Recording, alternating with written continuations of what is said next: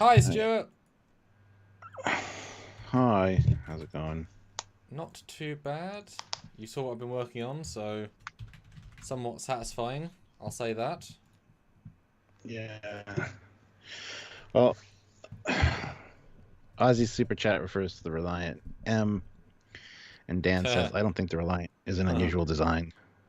The Reliant M is a piece of fucking garbage, in my opinion.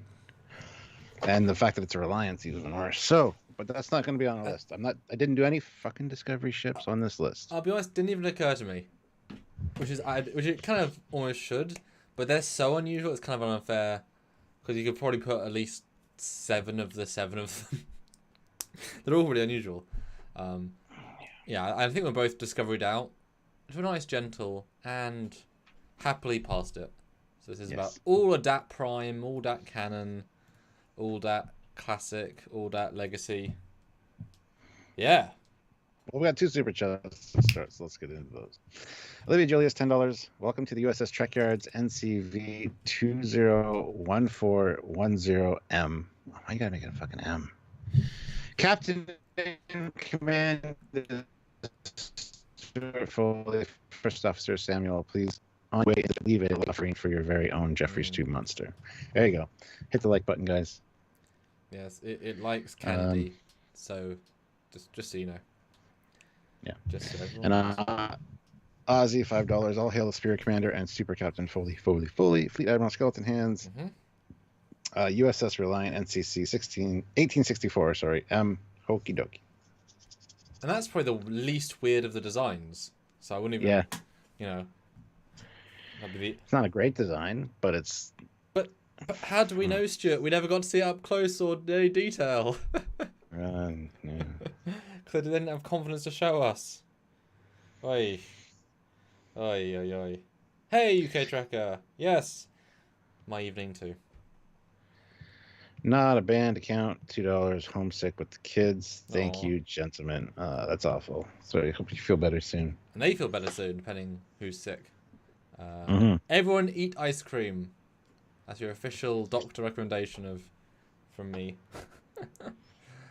Great. But yeah, so Stuart, give everyone the pitch about this, about the if this Ugh. works, we'll do more, etc. Because this is more up to you guys than Yeah. this to us. Well, we did the top 10 series a while ago and a few years ago and did like 33 of them, 35 of them, something like that. And you guys really loved it. You've been asking for it to come back for a while. Then we did our top 10 favorite things and least favorite things from Discovery Season 3. Those were really, you guys really responded well to those live. So we thought, okay, we'll move the format from, because they were really a bitch to edit for Samuel with the little things to put in there and stuff. Just time to views, it was insanity. Like Yeah. but it was Yeah. fun. It was special, so it's fine. At the time. But for the lives, I mean, we get to interact with you guys real time, and it's a lot less work as far as editing goes because we don't have to do any, and we get to interact with you guys. So we're bringing the top tens back for live. We're going to do a few, just gauge the reaction and see how you guys want them or if you like them, and then we'll make it kind of part of the regular rotation for lives because there's lots of great topics we could talk about. We can go back and revisit the ones that we've already done. Which, if you haven't checked it out, there's a playlist for the top tens. Go watch them. They're really entertaining. They're fun to do, and we had a great time doing them. So it's a different format for Trekyards. So and what's doubly fun is that they were just 5 back then, which meant we had to be very. I remember like the continuity mistakes, etc. We had to be very fine tuned with it, and obviously the winds of our opinion change over years at this point. And Discovery's come out, Picard's come out, Low Decks has come out, Discovery's come out 2 other times. So there's so much more you could talk about beyond what we did. So it is genuinely a different. Beyond too. Yeah, I think that had come out at that point. It probably had. But yeah, around that point, boy, when one Trek thing every couple of years was our life. But we were here anyway. We were here before Trek was cool in terms of weekly shows. Yes. So yeah, as just said, if you guys decide if this comes back, if we do more, it's not up to us. If you guys in the future are coming in, joining in, etc., and supporting, etc., then that will determine if we do many more. We'd like to, unless this fails miserably. Then obviously it's embarrassing. We don't want to, but hopefully we'll go well. We'll find out. Future us. Good luck, present us. 100. Future us. Yeah. Sounds Sorry. 103 people watching, 65 likes. Hit that like button, guys. Let's get to 100 at least. Olivia Julius throws in $5. Say what you will, but the McGee class is the best design ever. Well, you made him say it. Well, we each have 10 on our list, so we'll have to see how this goes. And interesting to see. And just for the record, mine are all canon. They're all from Memory Alpha. They're all seen on screen at some point in some capacity. So there's no video games here. There's none of that crap. I mean, we're going to go officially licensed. That includes fast and stuff, but we're going to do those separately, I think. Unless you've got some in your list, I don't really know. But well, I went straight away with the, I mean, that's the thing, isn't it? You want to. The thing about this discussion particularly is it's up to us to determine what we think is unusual or weird, but the Connie is the classic shape, and there are weird things that are not the Connie shape. And so maybe your favorite design might be unusual. Doesn't mean it's bad. There's nothing here about being bad or good, whatever. It's just unusual or weird or whatever. Yeah. So it's I'll really be interested to see where we go here, because you can take it any ways. That's why we want to know what you think. Because I also said, well, Kid Trace says Galaxy class, but you could argue Galaxy class is a weird looking ship with how misproportioned it is. You could say, arguable. Yeah. And a lot of people would say that. A lot of people don't like the design even for the Galaxy class. So. And not a banned account, $2. Why don't we see Crossfield class lineage progress? I mean, good question, I guess. Because there was none. Because it never existed. Yeah. Well, yeah. There you go, easy. M. Riches puts in 20 pounds. Thank you so much. A little dancing pair that says, "You are amazing." You are actually the amazing one. Well, thank you. We appreciate that. That raised us right way. But I will start showing Stuart, and hopefully when I come back, we'll have 130 people. So I'll see you in a minute. Yeah. So 126 of you, 83 likes, guys. We can hit 100 likes easily. Hit that like button if you haven't. He is going to share it around, get more people, and then we are going to talk about our top 10 most unique Federation designs. These are all Federation ships. They're all ones that were on Memory Alpha that have been seen on screen, at least my list. So these are all canonical ones, so keep that in mind, guys. And hopefully you guys will add to the discussion and with your ideas and stuff as well. So if you want to do that and support the channel, you can do so via Super Chats. It's a great way to do it. As you can see, they really stand out. They get you noticed, and we do read each one of them on air, so you kind of force us to say whatever's in them. So there's that. And if you want to help us in another way, kind of monthly basis, you can hit the join button where you get your name highlighted. You get a little badge beside your name. You get to use special emojis and stickers and stuff in the live chats. So it's a great way to help us on a monthly basis. Or head on over to Patreon/Trekyards. It's another monthly service. If you want to use PayPal, you can do that as well. Send us PayPal to trekyards@hotmail.com. All the information for PayPal and stuff is down in the description of every video. So if you do that, just make sure you let us know in the chat that you're sent to PayPal, and we will read your comment or question via the email from PayPal. So yeah, plus there's lots of cool links down below in the description for a bunch of cool things. So check those all out if you can, and look forward to seeing you guys enjoy what we do and use the links and cool stuff to get yourself some cool stuff. So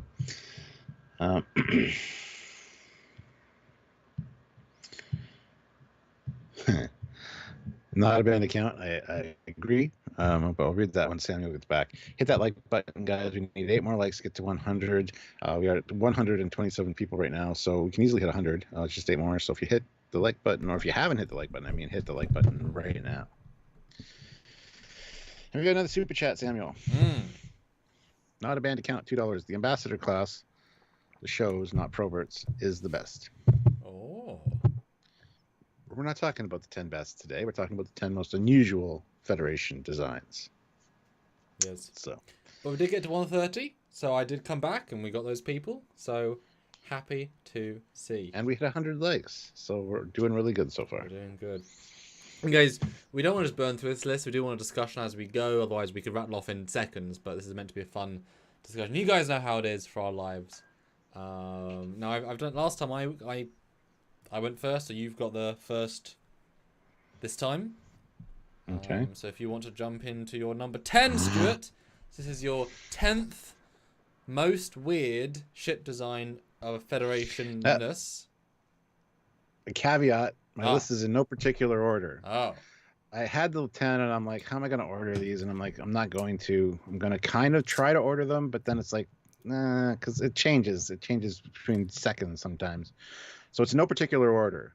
Just 10 of the weird Federation designs. Or can we just caveat saying, at 10:13 on the 29th of January GMT time, this is your top 10 list. Disclaimer, will change over time. No, because after I did like 2 of them, I'm like, I'm just going to not put them in any particular order. I put them in kind of an interest order to spread out the discussion a bit, but... Okay. Well, mine's actually in a specific order, guys. So take that with a pinch of salt. Yeah, so my top 10, well, not top, my number 10, okay. Like I said, no particular order, is the Antares class freighter that we see in the animated series and then also in the remastered TOS. So, and in lower decks. Yes, absolutely.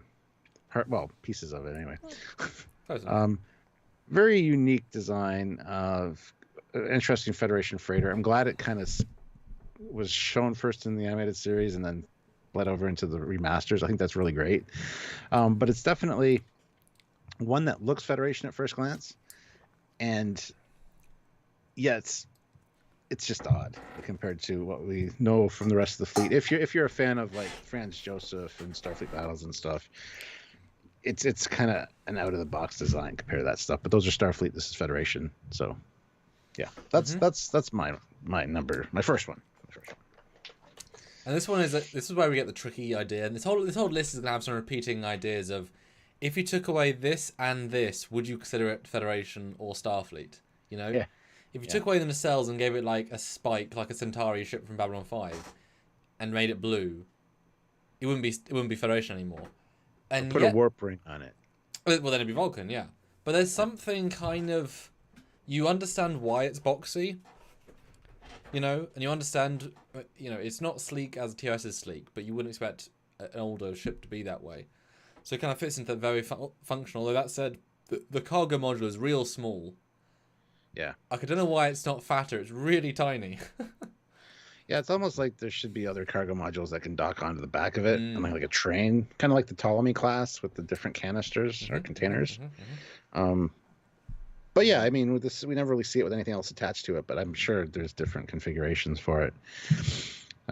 Just a really neat design, and the fact that it's not a saucer for the front part, it's like a hexagonal kind of shape. It's not really, it's kind of squared off. So I mean, they could have gone with the round and tied it all together, but they chose not to, and I really kind of appreciate that. So, and it's funny because it does still have that saucer-esque thing. It's just sort of cleverly put together in a very simple way. It's one of those things where it works because it's so simple. It's simple so it works. I think you could definitely, you know, remaster it in terms of take the shape, add more functions. I know we can see the window size. Would you make it bigger if you were actually, like, you know, re-putting it into, say, Picard? Because it's very small according to this.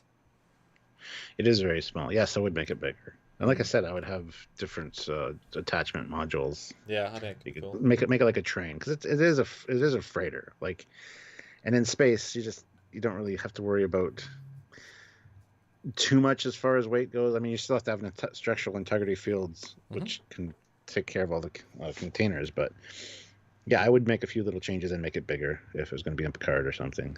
So, do you think is this more of a personnel freighter at this version? You know, one set of rooms, turbolift going up and down, so they've just got staterooms, and then they've got the functional area. Because there's not really any space for cargo, really. But you can imagine maybe the top hump is for the people's possessions, you know, cargo they bring, and then the bottom bit is just for... Because if it's one room thick, that's enough for a sleeping quarters on each side, maybe. What do you think? Yeah, I can see that. I mean, it'd still be very small and cramped. Like, I don't know. It's not a big ship. Well, so is TOS, though. So for TOS, it gets probably bigger for a TOS scale. Yeah. I won't be as cramped as those. For dignitaries, I could buy some kind of like freighter like that, or like a transport of sorts. But yeah, I'd like to see officially what they look like inside, which we never will. But that's okay. Yes. of be up to us to invent all that stuff as fans. Now, Stuart, just briefly before we get into my 10, how off the wall do you think I'm going to be? How what? Sorry? How off the wall do you think I'm going to be? Pretty off the wall. I think one that's going to be in your list for sure is going to be the La Serena. Right. Maybe not with that reaction. I don't know. I should have put it on my list. It's not on my list. Spoilers. But that is not true. a thing. That is a weird one. And we don't know if it's Federation really. Don't think they know either. My number 9 though. Nope, my number 10 though, math, is the DS9 tug from that one shot. That no one really knows because it was in one shot. There's an Eagle Moss ship of it though. That's what I've got on the screen. I mean, look at this garbage. I mean, it's the most kit bash, to the point of, you can see the Voyager nacelles and you can see. I don't know everything else trying to be, but it's one of those great things of someone had the idea. So let me set the scene. It's one of those, I believe it's one of the first times we see in DS9 after they've left the station, after Sisko's now in command of the space station, or just before that. I think they're actually going back to the space station in the episode, and it's dragging on an Excelsior, which is in itself quite a big ballsy move to have as a visual. So it's pulling it because it's not warp capable, and for some reason they couldn't have another ship do it. Fine, whatever. And that's it. That's its only appearance. But even just to have a tug is an interesting concept, and so they just threw something together, clearly, and that's what we got. But it is warp capable. It has got facades. It's quite an interesting design for sure. Yeah, it was just a bunch of model pieces sitting on a bench. You can just see what happened. A bunch of model pieces sitting on a bench after they built one of the other models, and they're like, "We need a ship." Or somebody's just sitting there chatting with their friend while their friend's doing work, and they're like messing with the model pieces. Because I've been, at my buddy Blappy's, in basement where he did his resin work and stuff. He's got parts lying around. You just fiddle with things and start throwing them together. And a lot of times, if you do a Lego kit, you get extra Lego in the kit. So with the stuff you have left over, you build a little thing. Use your imagination. I can see that happening here, and it's a great idea to have a specific tug that would be designed specifically to go out there and bring in the big ships that are damaged from battle. I think that's a fantastic idea. So especially if you want to double down on that, if every ship has a tractor beam, we've even seen a runabout tractor Defiant, but those are both small ships. Is there a certain point, would you say, Stuart, that say a runabout or even a shuttle, could it not tractor beam a Sovereign or a Galaxy? Is there a point of diminishing returns where it could technically do it, just not fast enough to be of any value? Like, where do you think that diminishing returns point is? I would think there would be something like, there's got to be limitations like that. We hear limitations all the time. Just the episode we just reviewed, 53. Sorry guys, OBS crashed. What are you gonna do? Yeah. Sorry, Stuart, you were saying about the limitations, which was a great point. I'll jump back. Yeah, the episode we just reviewed, Identity Crisis, the Galaxy class was like 53 seconds away from a shuttle, which was entering an atmosphere, and they were out of range of the tractor beam. So even the big ships have their limitations, as the plot demands, as the script demands, calls for. And I think smaller ships like shuttles being able to tractor a big ship, you would think it would be possible, but it probably depends on the size of the tractor emitters that can be installed, the power that you need to establish a beam that wide or whatever. And I would definitely limit, even if they could tractor it and pull it, it would definitely affect their speed, considering they wouldn't be able to form a warp bubble around it. That's true. That's a good limitation. Yeah, because I was thinking impulse, but I mean that's not useful. Impulse in a way is that's not even worth thinking about. You either warp it or you don't, really. Well, impulse would work in like one of the shipyards, like we see in Unification Part 1, where they have all the mothballed ships, and they got to move them around. They're not another sector that just had a battle. Those I can see being shuttled around by shuttles, slowly dragged. Like that's your job. 8 hours to move one ship from this position to this position, and then your ship's done. Yeah. So yeah, I think there would be limitations and stuff, but if this thing's got dedicated tractor emitters, it's warp capable, it would have some kind of warp field extenders. Yeah. You know, you could definitely. That's what it's purpose built. So, yeah. See, we've never talked about a ship ever in the history of Trekyards, so it's fun to have that debate. But it does make sense. Yeah, it's basically a mobile tractor beam emitter that is designed to be able to create a field large enough to save big ships. And yeah, because, you know, if you've only got 4 ships that are out, you know, do you really want to leave a galaxy in the middle of a battle? No. And even getting it 5 light years away from battle is useful because they're not any sort of... Yes, ships can obviously come after you, but in the sense of there might be mines or radiation, you know, getting away from something, like most things you can get away from at warp, it's just not other ships, but that's at least your problem if you've already got other ships come after you. Yeah. So yeah, it has some function. Makes sense. Sean Corpier makes a good point, but Book's ship is a big ship and it tractored Discovery. Well, it's not a big ship, but even, I hated that whole thing. Oh, there's a ship coming in. It's a big ship. Book's ship's not big, guys. That was a red herring line, so we wouldn't think it was Book's ship, and I hated that. But anyway, it's a future tractor beam, sure, whatever. Who knows? The future. It's just a dumb moment. Like I said, it's weird that there's no Discovery ships on our list. I just didn't think of Discovery at the time. But it's you know, it's just as silly though as when Giorgio walks up on the Enterprise and says, "Ugh, orange." It's like, no, it's red.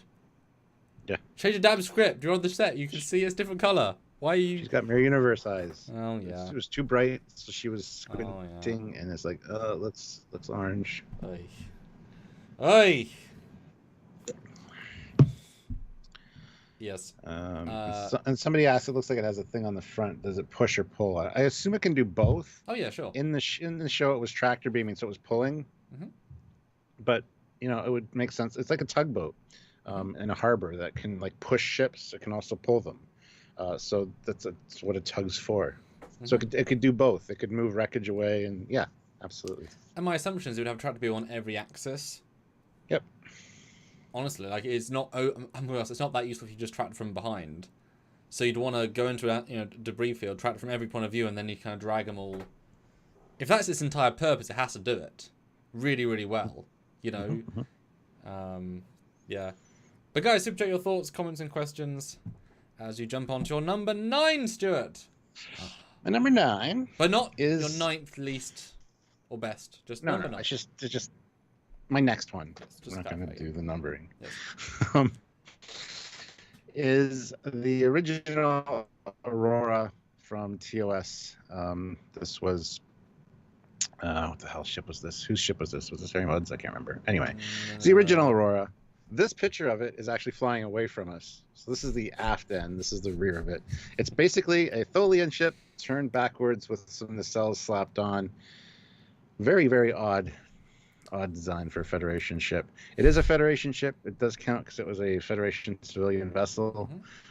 So, yeah, I just had to include this one because we talked about this. We did an episode on this and the remastered one of it. And it definitely was one of the first ones that popped into my mind when I started thinking about TOS ships, because there's not many, obviously. Yeah. It's just embarrassing. Yeah. And I always forget it's going the other way. I always think it was going the way towards us. Like, don't show it the exact angle that we do in Tholian's Web. I mean, that said, though, it looks decent for painted wood. Like, having that two-tone light at least gives it a bit of depth. All credit to him, it's just wood. But, yeah, I mean, but this is from an age where you couldn't even record media, let alone stop it frame by frame, enhance it, and, so no, if you missed the other episode, and you're probably watching on TV that's, this big, maybe this big, maybe this big. Exactly. And so the very, a few people I'm sure did notice, but the percentage is going to be enough to say, it's fine. We'll get over it. It's on screen for like a second, so. Are we sure that's not a Tholian ship? Yes, we are. They just reused the Tholian ship. And Alistair says, why do you guys use Linux? I don't. Neither do I. What makes you say that? Is our LCARS Linux? I think it's LCARS. Not Yeah. It's an older version. An older version of Elcars, but it checks out. 13.4.7. Hi, ENG09. Hey, Inge. It's my buddy, Richard. Ah, nice. Yeah. He's one of my bridge crew guys. Oh, famous bridge crew. Famous bridge crew. Yes. But my famous number... I actually forgot my list. So my famous number 9, Stuart. Are you ready for it? Yep. The Enterprise J. Yep. Jesus Christ. All right. Cool. Yeah, I can see why you picked it. Because I feel like it had to be on the list because it is weird. And it doesn't even fit now. Now that we've seen the 32nd century ships. It goes in waves. Art changes throughout the eras. It's fine. Okay, fine. Now, I am nowhere in the camp of hates this design. I think it's got a certain elegance to it. Like, I can see the logic of everything in it. So it's not because I don't like it. I think actually I quite like it. It's not something I would design, but I like it. Keep in mind, guys, this isn't our least favorite design. This is a unique Federation designs. Unique, weird. Yep. Not hated designs. Read the title, guys. Read the title.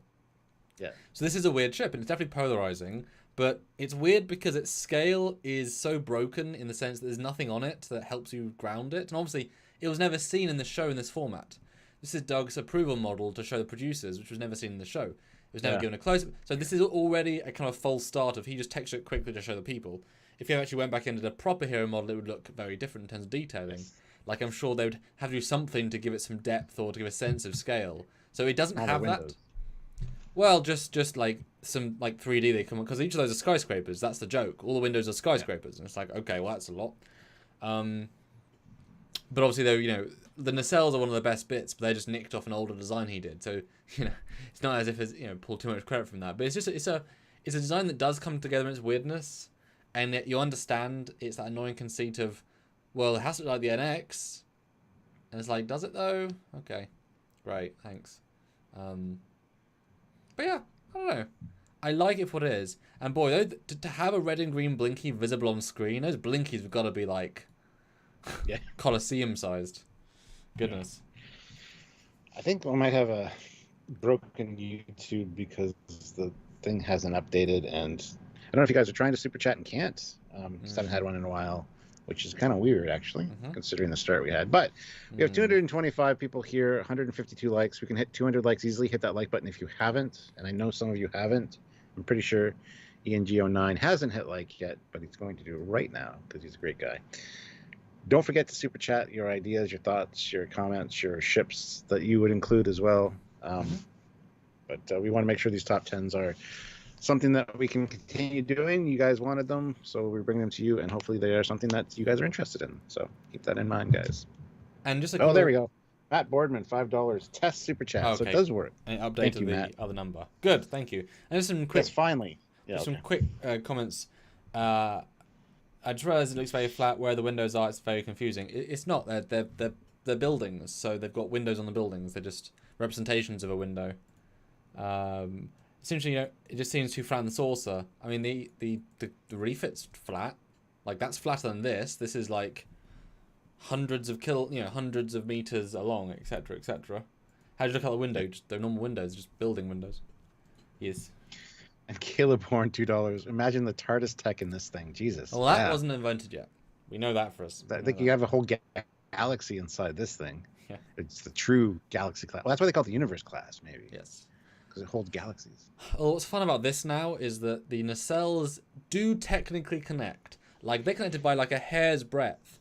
But now we have nacelles that don't need to connect. So no longer the argument of connecting nacelles work. If you can't go back and say, ew, it's like, yeah, they're the size of an Enterprise B source. It's actually huge because that's how big the scale is. I was gonna say that. Yeah. But also, they don't need to connect because they have that in the future. It's fine. Yeah. Mark Lawrence, $5. Let's see if this gets through. Enterprise J, one of my favorites, but it is odd. It is odd, but I love it. Yes, this isn't our least favorite. Like, this is just unusual, weird design. Yeah. So it's definitely for a Federation. weird one. The Federation. Yes. All right, so let's go to my next one. Yes. Which is number 8 on the list, although in no particular order. So, next up is the Aurora class. But Stuart, But the remastered version, I know it was yeah, I had to include it as well. Again, we did an episode on this. I really liked the remastered version of it, and somebody was saying in the chat, yeah, I think they remastered to change it for the remastered. They did, absolutely. Here, it definitely has a 1960s sci-fi Jetsons kind of look to it, which I think is very cool. They kept the aesthetics. They even got a little sensor dish on each pylon, which is a nice little touch. This is one I want a model of. I don't know if Eagle Moss has this one. Do they? Okay, I don't have it. God damn it, I gotta get that. But this is a neat. You can see the size, the windows. It's a small little ship. I think it's fantastic. It's unique. It is a unique design and feels very 60s. It feels very era appropriate, even though it was designed in the 90s or whenever they remastered it. They wanted to maintain that look, and I'm glad that they didn't go back to the old Aurora, which was like basically a Tholian ship with nacelles slapped on it. They didn't even keep any of that. So cool little design and a little bubble on top again. Makes it feel very 1960s, 1950s sci-fi, you know? Just feels like something product of the time, which is great. Yeah, I mean, you know, I don't like this one. You know, I never have. I love it. I think this is an example for me of Mike and Denise Okuda shouldn't be designing ships. They're not very good at it. This is why you hire actual design people who actually have talent in it. Like, it's like the Gorn ship.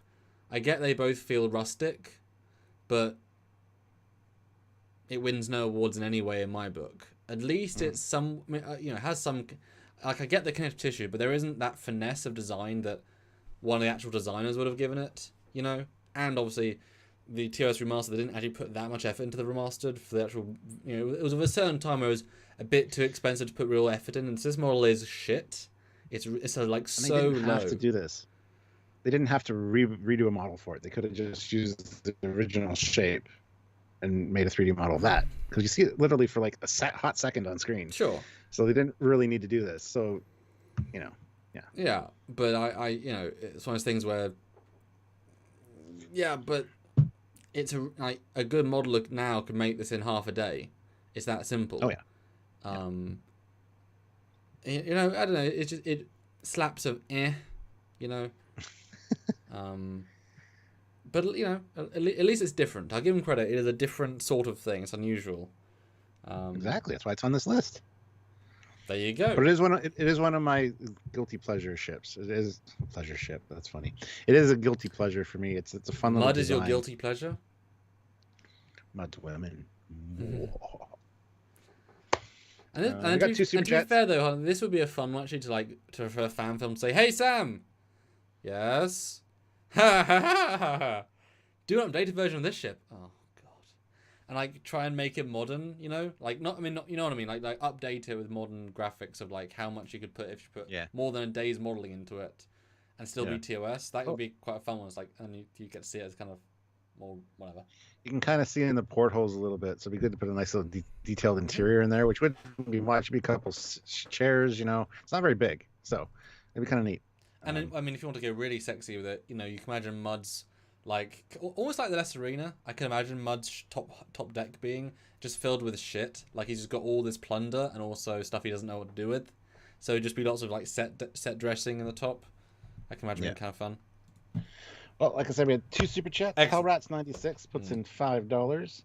Enterprise J, if those are multiple windows in buildings, what does that say about the areas without them? That the hell? That they're programmable matter, I guess. Oh.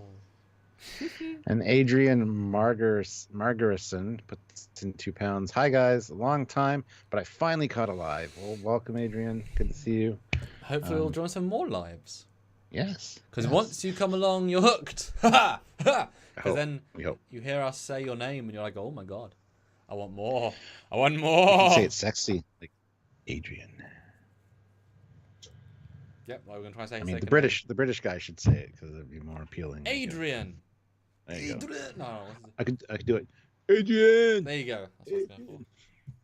You know that movie. The first one's a great movie. That's a really Rocky one's a good movie. Yeah. Coming next week, our review of Rocky 1 on Trekyards. And I'll just CGI like a TARDIS and say, no, it counts as sci-fi. But speaking of sci-fi, Stuart, Let's go from one extreme to another. I was about to ask, can you guess where I'm going with that? But there's no way you can guess based on that. But you'll see how it's very radically different, you know. You ready, Stuart? Nope, I'm not ready, but... My number 8 is the Vengeance. What a response. Why that response? I was like... I think all of mine are TOS? Prime Universe, except for the... Well, no, they're not all TOS for sure. I have one that's probably not Prime Universe, but... Yeah, certainly doing two Auroras is quite a cheeky bugger move. Well, yeah, it is. But to be fair, you didn't have a full list. The fact you have a full list is worth... Well done. Yeah, no, Vengeance. I mean, look at it. Just look at it. Do I have to? It goes against all the design rules of Starfleet. It's black. It's not the typical white. It's huge with lots of guns everywhere. It's a Section 31 ship. It's not a Starfleet ship.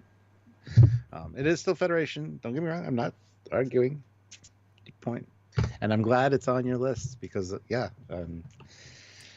you're giving me another minute or two of searching or thinking, and I probably would have had it on my list too. But because the reason it's lower on my list is because it's still clearly Federation aesthetic, which obviously as we get further on, we get a little bit less that. But it's like, how far can you push the aesthetic? Let's have a boring ass source with no detail, no windows, with oversized Aztecing. Let's have a cutout for no reason. Let's have a bridge even more shootable for no reason.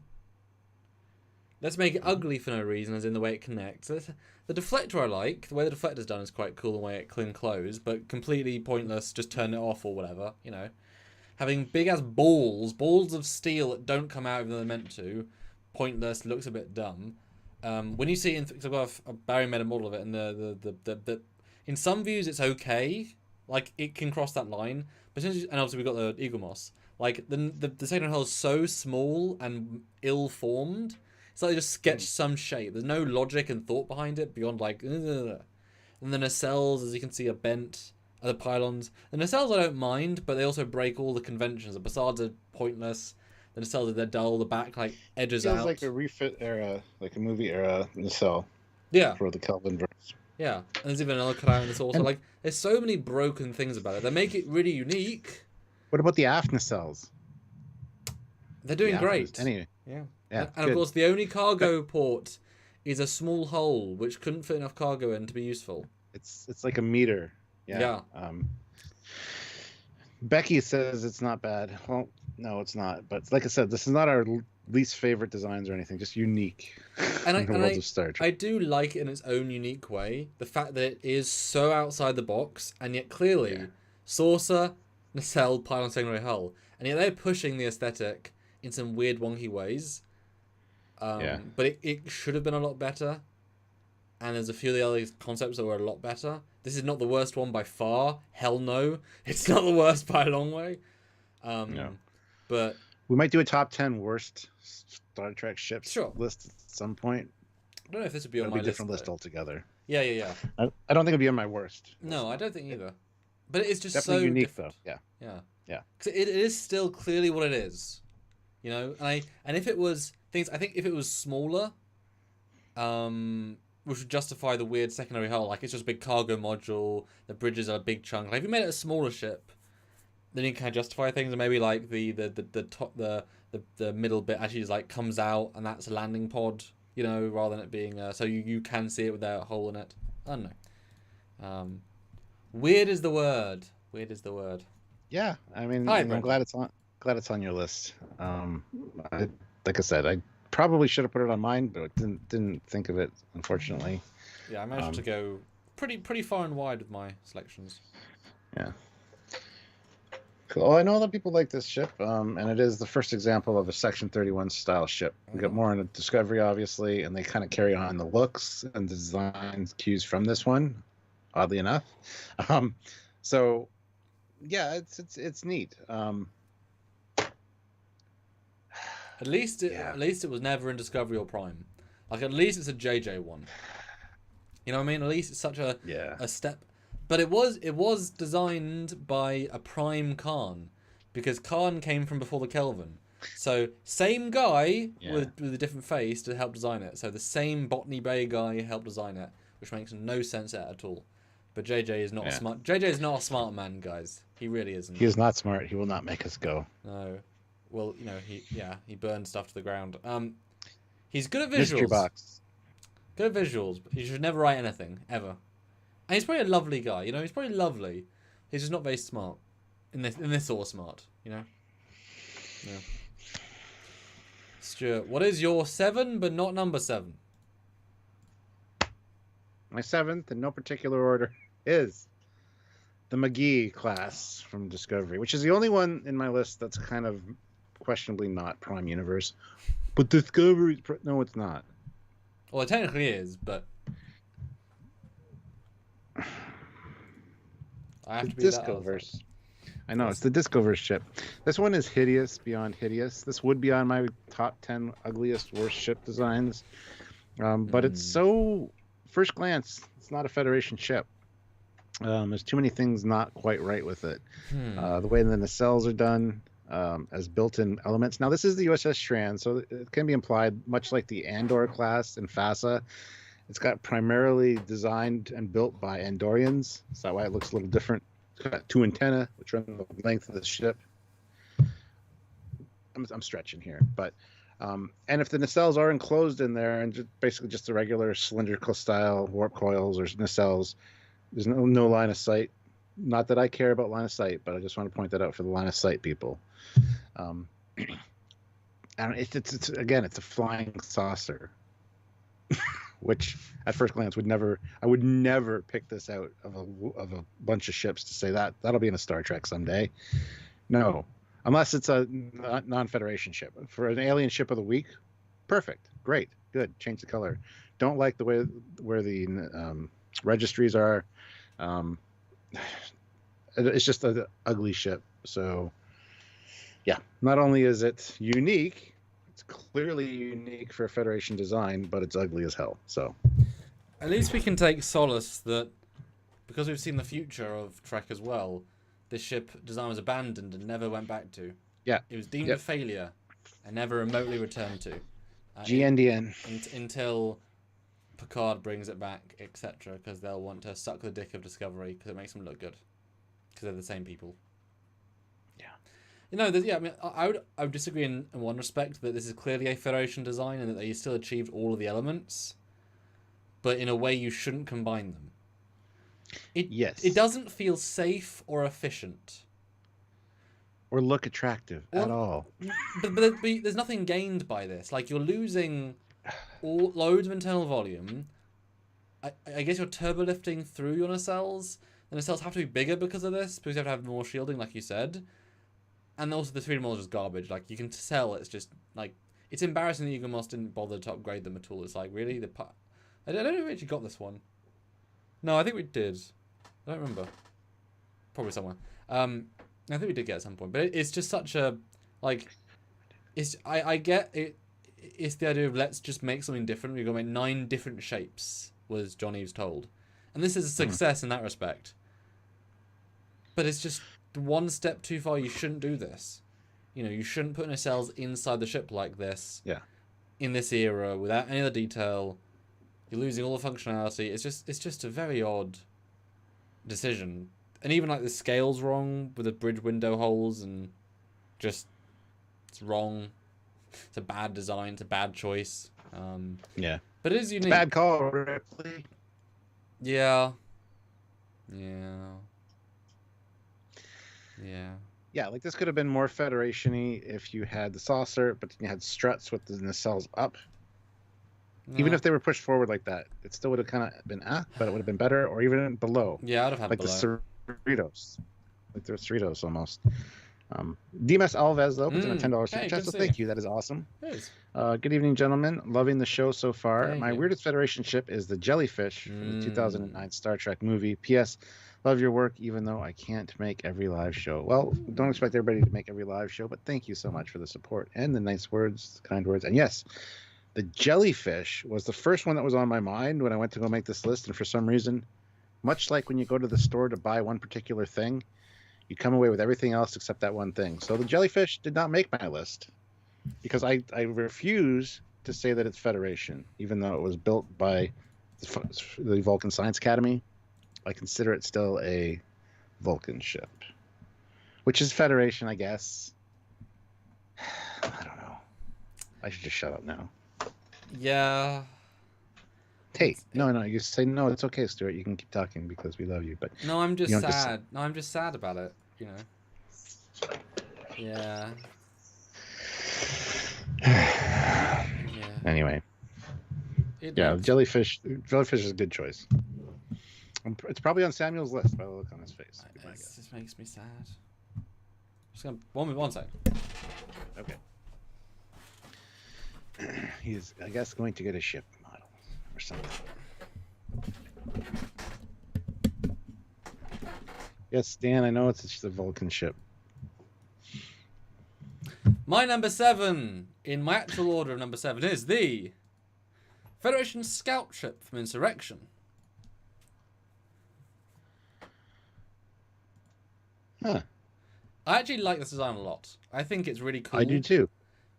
But you would not say that was a Starfleet design. If you took out the Bassards and you just would not say, yes, it's Defiant. Unless you were playing Shattered Universe, then it fits right in with their lineup of fighters for that game. Sure. But don't take that into account for a second, because that's a great point. But obviously they were based off this. But like it's not like John Eves. Where the hell did he get this from? You know, it's so out of left field. It's brilliant, but it's so different. It's a great sleek design. It's one of my favorite Eagle Moss ships, actually. I really love the little. I love it. It's great. And we haven't actually done an episode on it yet, just for reasons. I do have the model, which I'm really happy. This one I was keen to get, and you can see the phaser strips. We've never talked about it, so I decided to do that. But it's just so different. And I would love to have known his thought process. But and just to do a scout ship is not something we've ever really dealt with before. You got to assume it's very fast and very maneuverable, I guess. Isn't this an Armada as a scout ship too? Yes, the first ship you get. You can blow up. It goes around, scouts the map. Yeah. Whatever that means. It's just like it's not Starfleet if you did two things to it. But if you is Starfleet, it's really cool. Yeah. And I wish some fan film would have me do it. Use a ship, because I'd love to have it fly, but that's not up to me. Yeah. And obviously the interior is great because it's just a Type 9 shuttle modified slightly, so it's a very understandable design. Although I'm not sure whether White has a docking port. I know just because it has a fight with the Type 11. But it's like, what is it? Is it doing this to the Enterprise D? Like, and then what? We see ships do that in Enterprise. It's docked to the side of the Enterprise. Those are starships. So. Yeah. And it's not even if we see the NX1 ever dock with any non-aliens with the docking port either. I guess the travel pods can probably dock in that module. I guess. I think so. Yes, I would think so. But it's just a bit weird. But it's great. Yeah. Well, it definitely fits in, like I said, with Shattered Universe. They got a bunch of different fighter designs for that, and this would definitely feel right at home there. So. Let's see. Adrian puts in 2 pounds and says, surely the Shran, or the McGee, is an early DS9 Defiant type. I mean, I can see that, especially with the nacelles nestled in there. But, yeah, no. I see where you're coming from, but I'm going to have to just turn around and go the other way, because no. So you know how sometimes you're playing with children's toys and there's that little box which has the holes, the triangle, the square, the rectangle, the oval. Oh, yeah. And what you've done, sir, while meaning well, you've taken a rectangle piece and you've got a machete and you've gone to cut it in half to fit into the square piece. You could make it fit, But boy, you forced it really hard. So. With no lube. Nope. Zerax is $5. I swear that scout ship always reminds me of the Alkesh. Fantastic design, although I would personally set up the forward bit differently. Yeah, Alkeshian. Yeah, for sure. Yeah, I can see that. I actually know what you're talking about now. And it is certainly weird how like stretched the front bit is.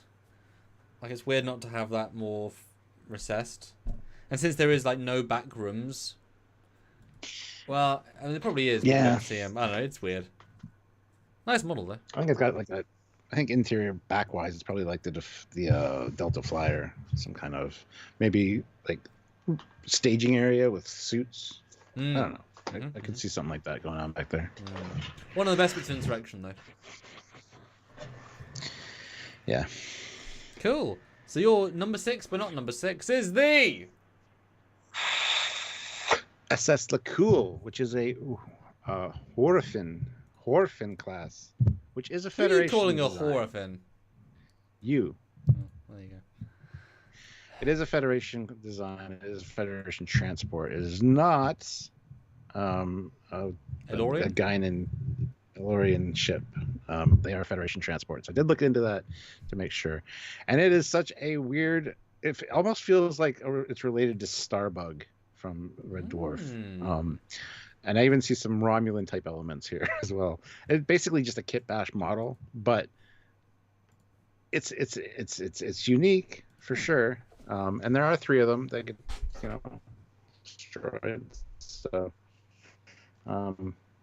yeah, that's on my list. It's a thing that exists.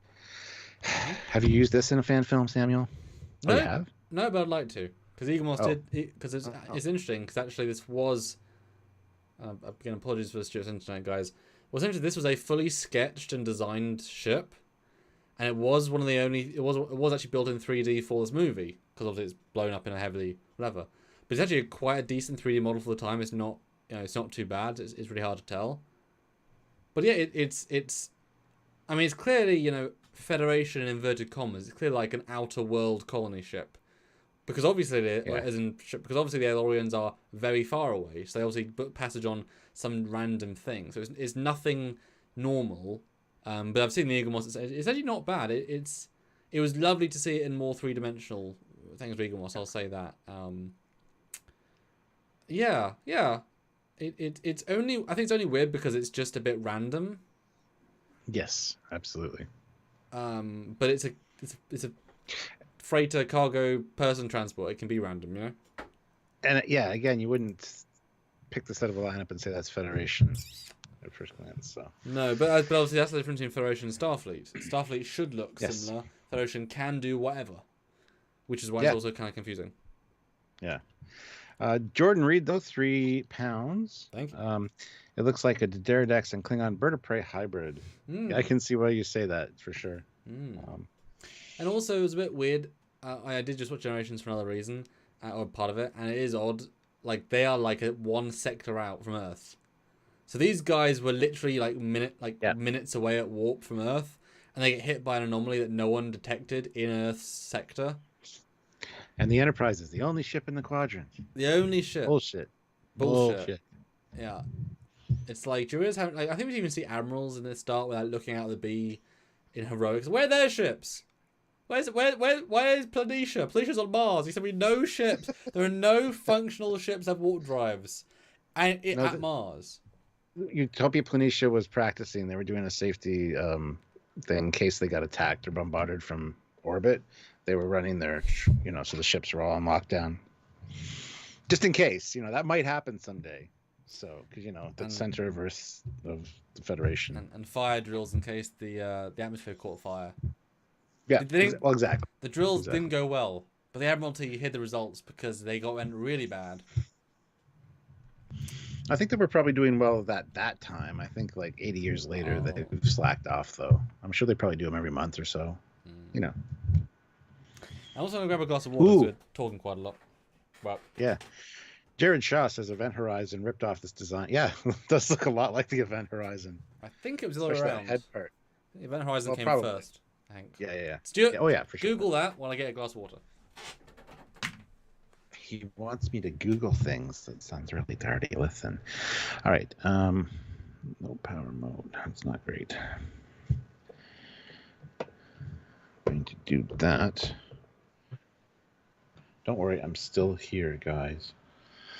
All right, so anybody knows offhand, let me know. But I'm pretty sure, yeah, Event Horizon came first. IMDb.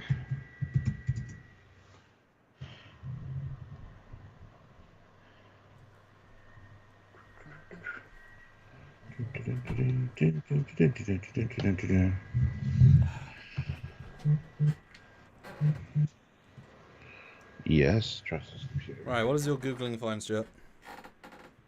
Nothing. Oh. Google. Process. Hold on. Oh. Event Horizon is 1997. And so Generations is... Ooh, that's cutting it close, actually. Generations was 96? No, 94. Yes, Generations came first. Yeah, Event Horizon ripped this motherfucker off. There you go. Wow. Damn. That surprises me, actually. Yeah. Oh, well, yeah. I can see the similarities for sure. We have done a Fleet Yards on Event Horizon, by the way. It's pretty good. And that's the problem with the Star Trek movies. They put... I know we're kind of roasting in glasses, but that movie in 94, if you watch the stuff on the B, looks as modern as today. It's filmed beautiful, the sets are beautiful. They put money in, you know. It looks like even... They look... Only TMP and Wrath of Khan kind of look at their age a bit more. Wrath of Khan only because it's kind of grungy. That's it, really. Like, the sets aren't as elaborate as... Like, Star Trek 6 could have been filmed 5 years ago, you know? Mm-hmm. There's nothing really you can tell. Cool. Beautiful. Mm-hmm. My number 6, though, is... equally weird and a bit shit.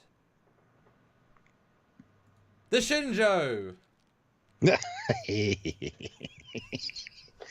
thought that was a good reaction. That was a solid... I love it. Do I have to explain? No, well, probably to some people because they like the design. And I gotta say, as far as designs go, it's a cool looking ship. Put it post Nemesis, great new design, awesome. Even everything about it, pretty much, except for the deflector on the front. I mean, just 25% difference, Stuart, and it'd be good for TNG. Just 25%. Oy vey, oy vey. Yeah. See, it's an interesting enough design, but it just does not fit for where they wanted to put it, unfortunately. So yeah, I totally see what's on your list. It is unique, but and a lot of people do like it. It is. Don't get me wrong. I think it's a cool looking ship. This isn't our dislike list. Exactly. Know, but consider for a second, Stuart. Not only does it not fit the era, it doesn't even fit the rest of the Discovery fleet. The nacelles are different. The bridge where that's located is different. It looks more related to the Vengeance, nacelle wise. Honestly. Mm-hmm. Mm-hmm. Yep. So. Yeah, I mean, those nacelles are so radically different to everything else.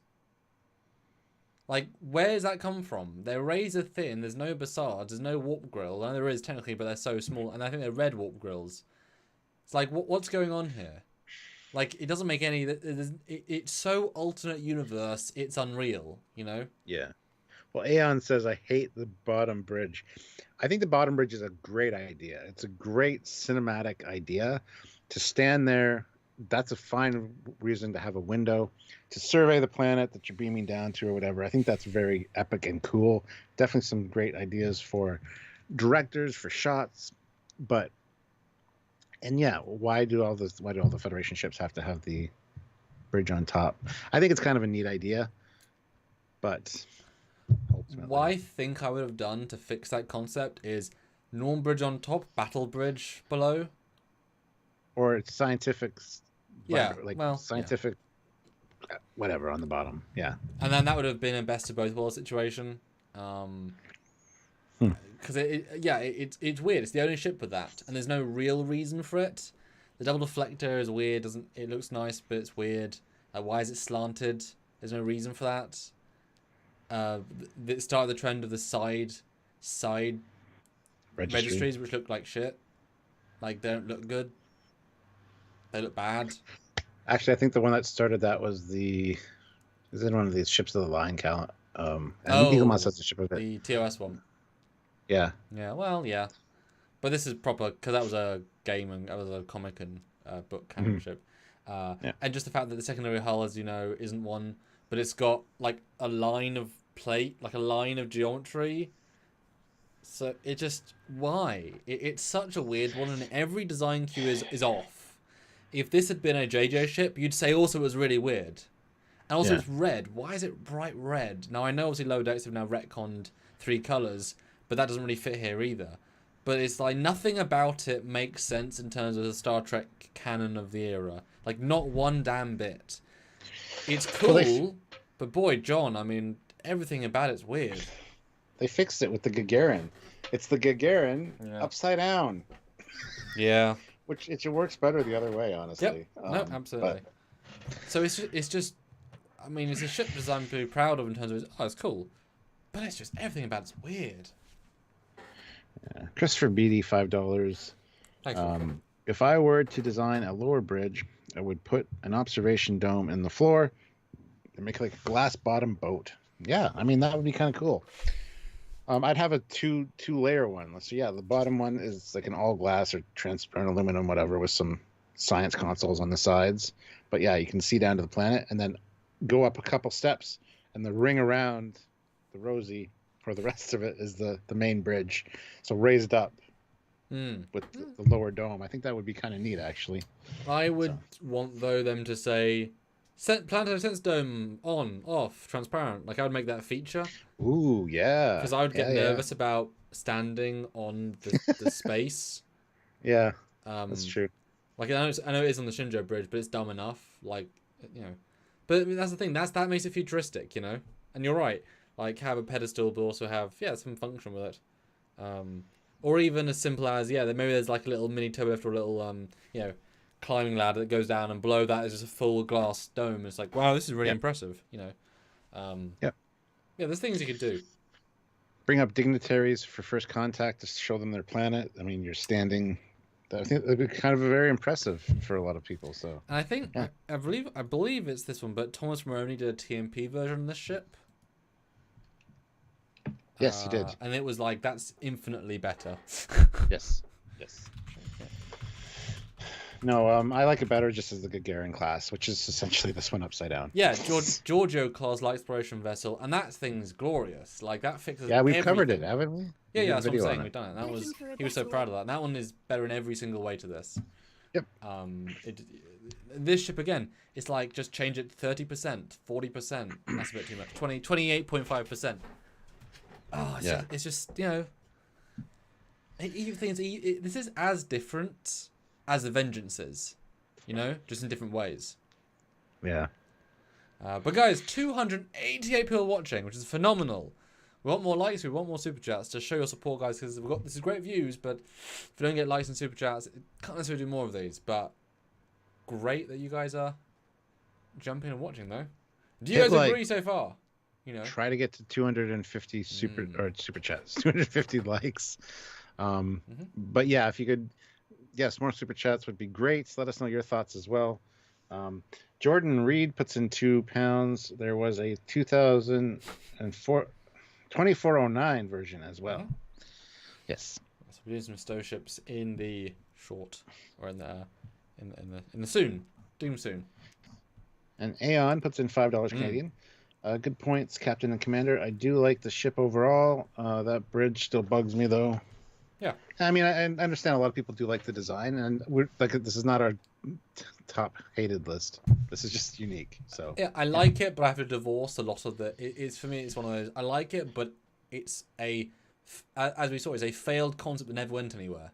Wrong place, wrong time is what I think. Yeah, but the fact that we never see any of these design cues ever again shows that obviously this was designed after everything else was designed. But there's nothing like this in TMP. In every other era, so it shows that the underslung bridge is a failed Trek concept because it never came back again once in hundreds of years.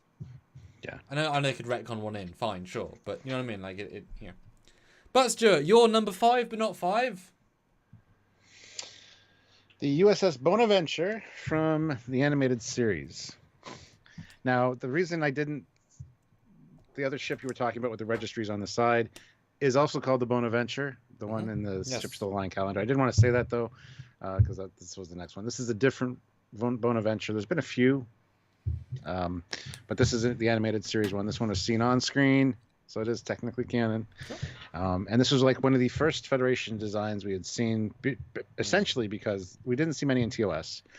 This came a few years after TOS had ended, and they wanted to make something that looked like the Enterprise but different. So they changed all the geometry on everything, tried to make it look like an older design, and instead it looks like it just The Bonaventure. It looks like it's allergic to something, and it's all puffy and. That's funny.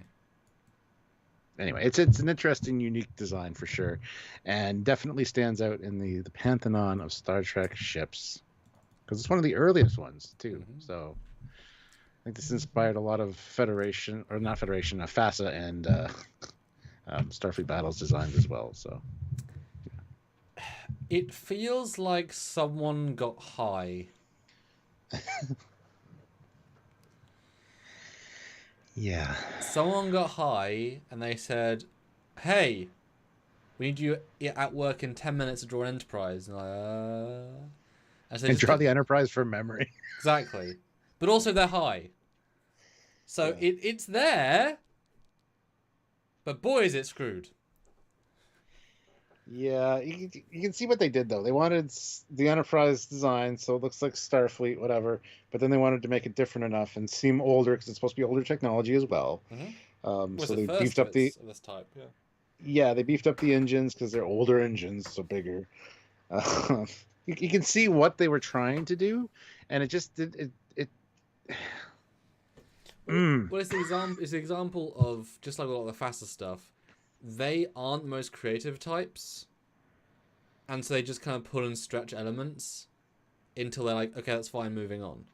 There isn't any design going on here so much as the only thing I'll give them credit for is the way that the deflector kind of that I think is the best. Like there's more logic there I see, but it's you know, it's a weird one. And it also it's weird. It has like headlights at the top, which it always confuses. Yeah, they look like eyes. Look like a Pixar ship. Area 51 inhales deeply. Okay, go with me on this one. It's the Enterprise, but fat. You know what it is? It's Pandemic Pregnant. Enterprise. Ooh. Put it where it counts: the gut and the legs. It just looks like a Constitution that's pregnant, honestly. With bloated elements. Yeah, exactly. Big belly on it. Some other things beefed up in size. Yeah, absolutely. There we go, Stuart. Very, very apt. It is a weird, unique ship.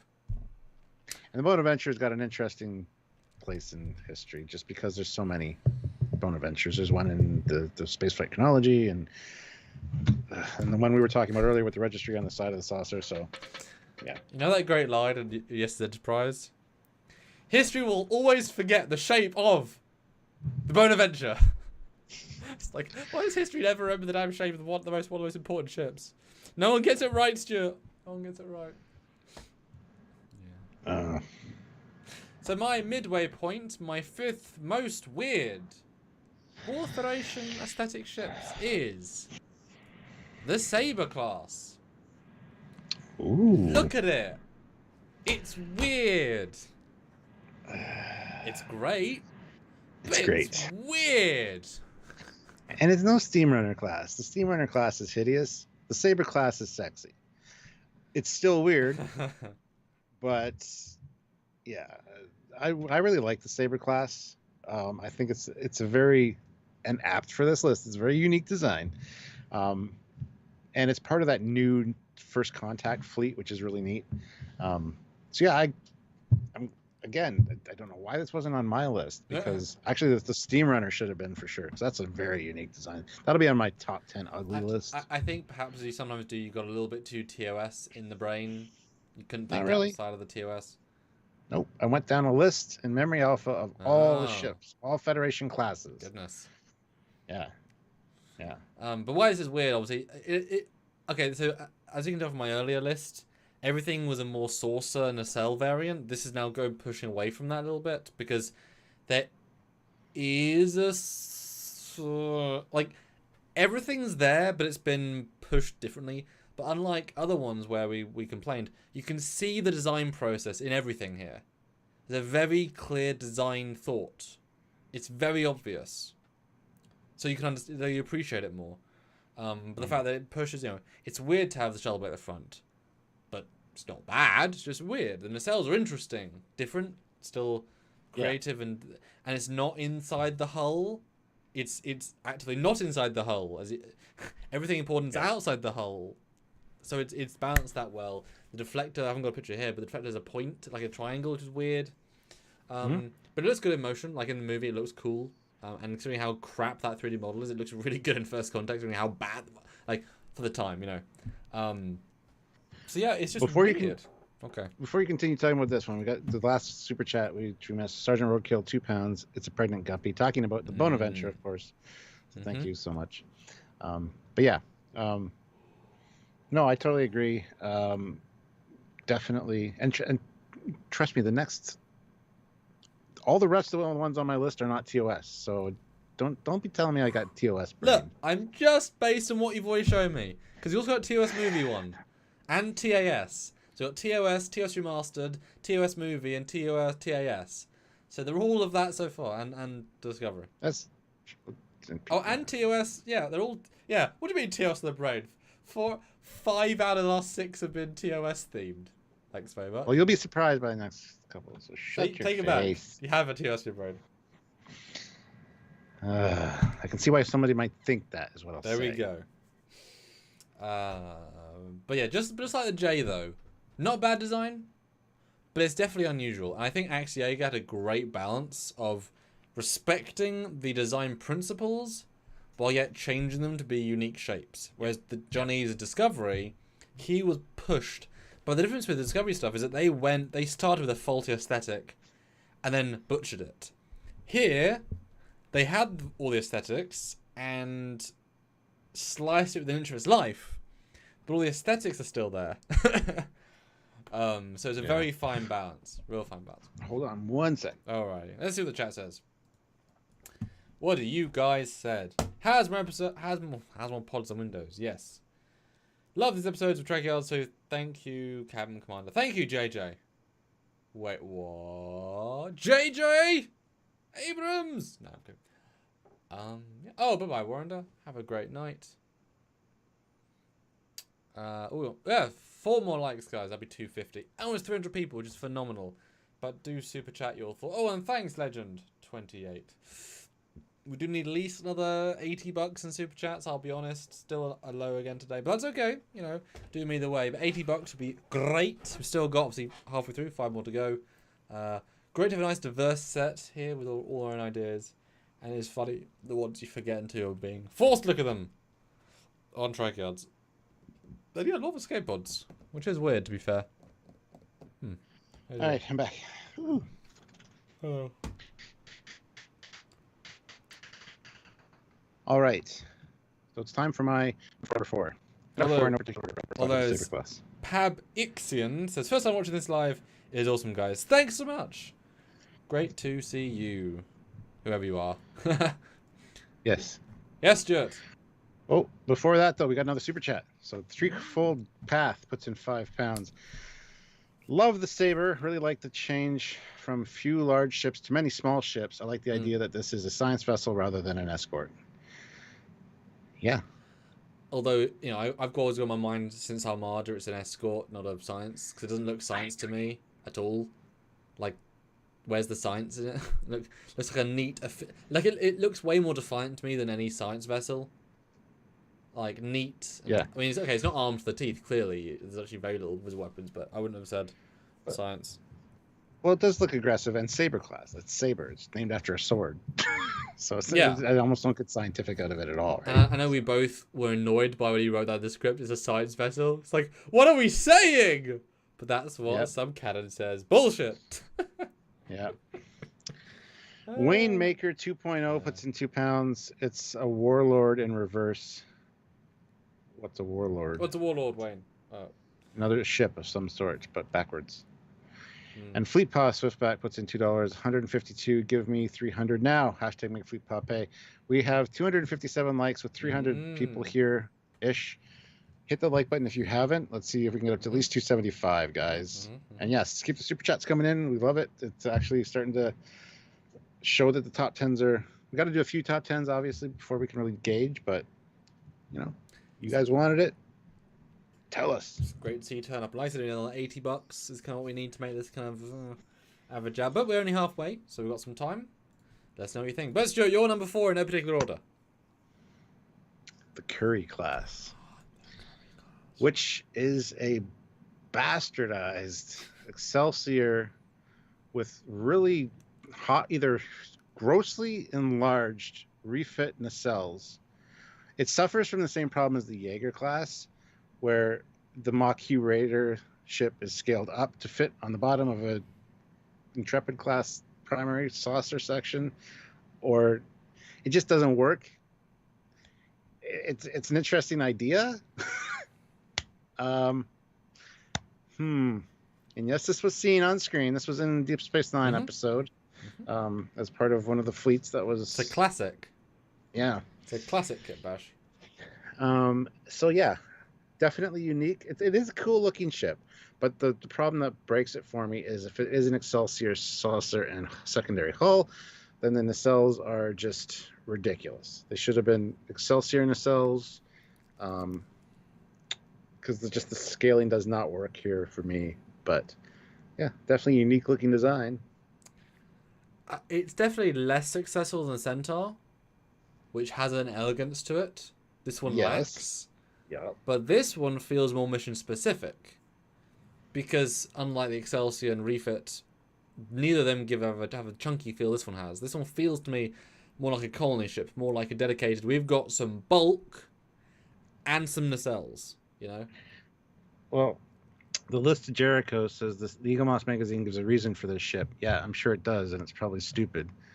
Because how do you explain the upscaled nacelles size-wise?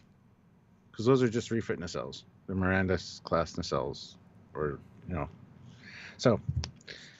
Yeah, no, I like the idea of it, and I would love to see a properly done new pieces version. Same concept, because it's quite an effective. Somehow it's quite effective to me. Gives you kind of a boat vibe though. No surprise why. Oh yeah, for sure. But yeah, it's definitely weird to see it be this kit bash. I mean, this is as lazy as kit bashes go. You can't really get lazier. Yeah. It's just 2 pieces of the Excelsior, refit cells, and Reliant pylons shoved together with glue. Yeah, that's it. There's no other. There's nothing else to it. Whereas at least my number 1 with the or my number 10 with the tug was like, who the hell knows what that's trying to be? You know. Yeah. Yeah. All right, let's see here. We got Sergeant Roadkill, 5 pounds, 5 quid, because I'm having a hyperactive evening and need to go run in circles, so I am. Keep up the good work. I love these vids. Well, thank you, Sergeant Roadkill. Well, good luck with that. Hope you sleep well after that weirdness. Yes. Zeraxis throws in $10. Thank you, Zeraxis. Nice to see you. I really think the Galaxy X qualifies as weird looking for sure, and in some ways kind of bad. Star Trek Online's Yamato neck option drastically improves the Galaxy X, though. Hard to make the third pylon look good. Yeah, I can see why you'd say that. I'm not a huge fan of the Galaxy X personally. But yeah, it's too kit bashy, unfortunately. I mean, I'm torn. It works, I think, for the most part. But it's nowhere near as weird as anything on this list. I mean, you can understand the easy logic behind it, except the weapons next to the bridge. They are really out of left field. They're like, yeah. But third nacelle doesn't take that much logic to get behind. You know, Shinjo looks way weirder. You know, at least the Galaxy X is just a galaxy with shit on. You know what I mean? At least there's a little bit of thought put in. Did you say that the Galaxy X is the Galaxy class that was shit on?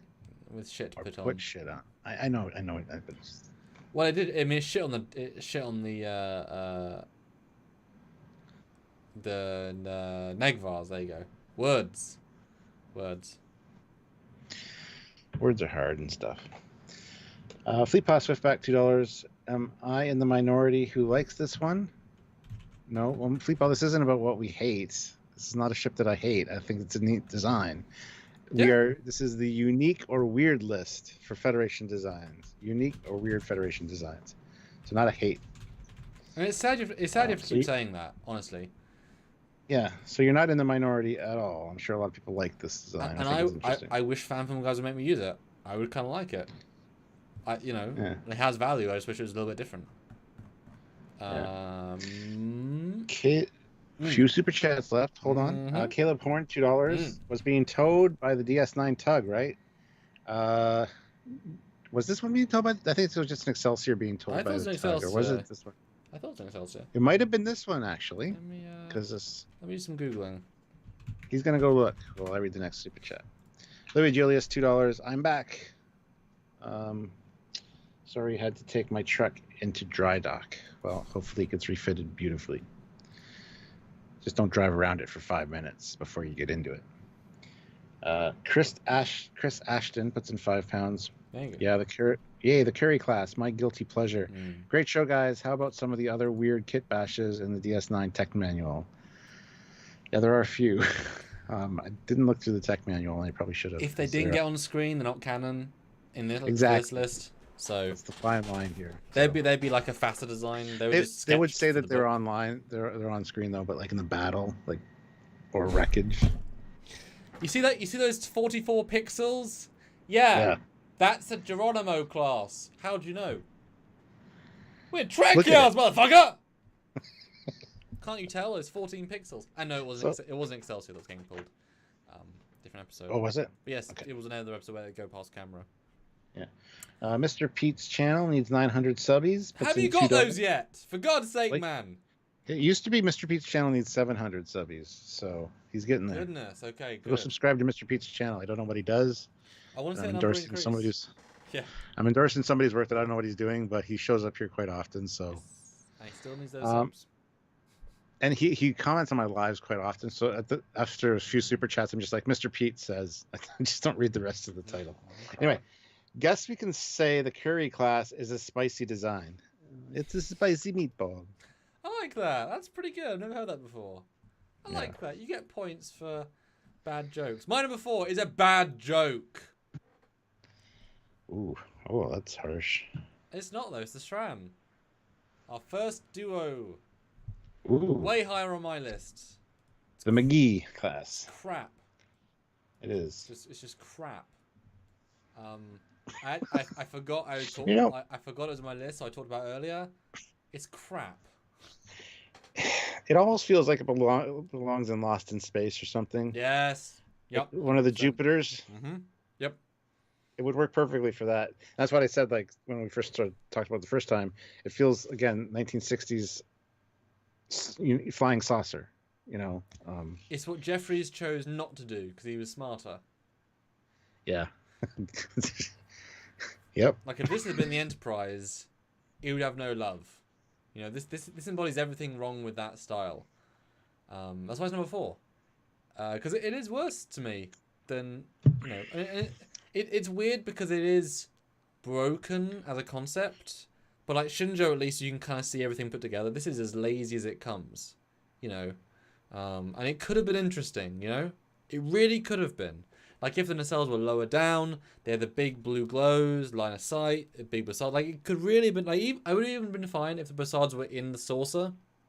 Would have been weird, but you can justify it more. And if it could have been really interesting, but it really wasn't. Total fail. Yes. Olivia Julia's $5. I love the McGee class. The one ship you can be on the bridge and get fired by warp nacelle radiation. Yes. Yeah, I don't have much. Somebody said that it would work in Star Wars, which sure, it could work in other franchises for sure. This is actually I can see something working. This is actually something I could see working in Stargate. Let's say before they did the Daedalus, to try to make a Star Trek-like ship, but with real tech. So they have the big things inside it. Oh dear. Why do you do that? Why do you do that to me, Stuart? Why do you degrade Stargate's name by making that connection, man? Why do you? Why do that? Because it pissed all over my Star Trek, and I'm mad about it. Don't make me get my P90 on you. Don't pee on me 90 times, man. You're number 3, Stuart. Now, are we actually in your genuine top 3? Because at a certain point, you might have been able to work out like your top 3. Getting there. Number 1 is definitely the top 1. Okay. Okay, in no particular order. Your next one is the USS Relativity. Oh. Federation design, but Federation temporal tech, and definitely doesn't really feel Starfleet at all. Again, it feels like a alien ship of the week, a Voyager, enemy of this week kind of thing. Even got that beetle kind of color to it. So even the color is not.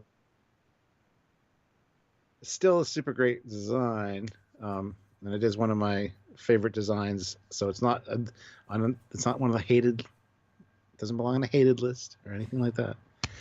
It's just unique for Starfleet, but it is its own unique ship too, because it's a time ship. So it needs to maybe have this shape to do what it does. So it's still unique. Ha. Yeah, I mean, this is one of my favorite episodes of Voyager because it gets everything right pretty much. It just should have been like a 2-parter or 3-parter or 4-parter. No, I mean, what's great is that they already had the Aeon, which looks like a fighter, but this is obviously of the same cloth, which is great. So it creates a vibe. You got the comm badge that is a point, fits that as well. Even the color scheme of the combat of the uniforms, those weird kind of reflective odd colors, fits the whole color, and it changes colors as it goes by. Like it, you see the logic of how it all connects in a way that other eras don't necessarily. Like even the Future 31st stuff in Discovery, it's weird, but it is the very future. But it still has the elements, if you're looking for them, that it needs. It still has. And it does actually have facades. It's kind of weird, but it has. I mean, I've seen the model, so I know a bit more than yeah. But it has more than you'd think. Or at least it has a temporal impeller. But the top bit's it's more intricate than you think. Oh, I know. We've looked at it in detail. We've looked at the fan version, the fan model, not the real version. Just this is a little bit different. But yeah, it's just great. It's a wonderful out of the box and yet still a great simple design. Yeah, Eric the Bat says, "Oh wait, it looks like the G1 Nemesis from Transformers." No, it doesn't at all. The whole color, maybe the purple, the very front of the Nemesis, maybe, but other than that, it really doesn't look like the Nemesis at all. But color-wise, I would agree with you. Yeah. But definitely, if you change 2 things, it wouldn't be Federation. But well, see, you could add shit to this ship and make it look like, put TOS nacelles on the side of the wings going back, change the color to white. You could make it a TOS ship. I would love to redesign some ships sometime. Think about it. It'd be cool to redesign some ships to different eras. Learn 3D modeling, Stuart, and you can do it yourself. I know. Yeah, fuck. All right. There you go. That's my number 3. Yeah, and also one other little caveat. Although obviously it's got pennants, which are obviously of the era, there is something to be argued for if this thing is also traveling in time, different eras, to not be visually recognizable as Starfleet. Which absolutely gives you that little bit of time, figurative and literal, between an enemy thinking, "Oh, we're being attacked by Starfleet," etc. Just a slight note. I just think it's a good design. But my actual number 3, Stuart, and I appreciate us both going back to Prime Canon here. My number 3 is the USS Defiant. For my bronze award for weirdest Star Trek ships. Because just as with Relativity, that thing ain't Starfleet if you do 3 things to it. And it wasn't originally Starfleet. It was a freighter that Jim Martin designed for something else, and then they obviously changed it to be more Federation. That is not at all a Federation Starfleet aesthetic. And yet it's so fantastic. Yep. And it was immediate standout that, wow, that looks different than any Starfleet ship we've seen, kind of. But that was the point. It was specifically designed to defeat the Borg, had it had its place, you know, and it was overpowered for its size, and you know they pointed out all the things that were up with it, and everybody points out line of sight, whatever. But anyway, as people have said, if you actually look at it, there's a very slight, because they themselves actually indent slightly. I know, but I don't think line of sight's a thing anyway. But I just wanted to mention it. Anyway, at that point. And besides, you just put it through the hole in. It would just go through the hole. Easy. Done. Yeah. Boom. Yeah. Plus, it's the future. We don't need line of sight anymore anyway. Well, exactly. But this is a great example of the McGee failing, and because McGee's quite similar to this in a sense. And the cells are inside the hull. See, they are, but they aren't. This is a correct balance, you know? Yep. Yeah, it is a take it or leave it kind of ship, like the Enterprise J. It doesn't look Starfleet or Federation. But it's damn cool if you like the design. But as soon as you put the Trek stuff on it, it looks great. And now they've since, like the Venture, the Scout, now looks like the Defiant. So now you've included it as a possible design, other things can start to link to it as an alternate. Sorry, Stuart. Yeah, that's okay. Still not one of my favorite Star Trek designs. It's not on my top 10 list, I don't think, for Star favorites. It's for unique, sure. See, it's unique. It is. But it's not one of my favorite designs. It never has been, nor will it ever be. For what it does, it's pretty cool. But yeah, it's too different for me to have it on that list, unfortunately. So. But you see why. But that being said, it's got one of the best bridges in my opinion. I love the bridge of the Defiant. I love the way the layout is. Did not know that. It's perfect. Oh, actually, I knew about you.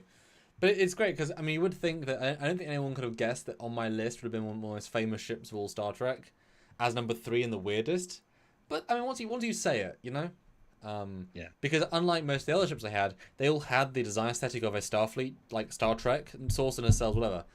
This, you can see it's there, but really it's not there. But it is there, but it isn't there. You know? It's a great balance of both. Yeah. And I will say I'm going to be doing some work with the Defiant in 2021, which I'm really excited for.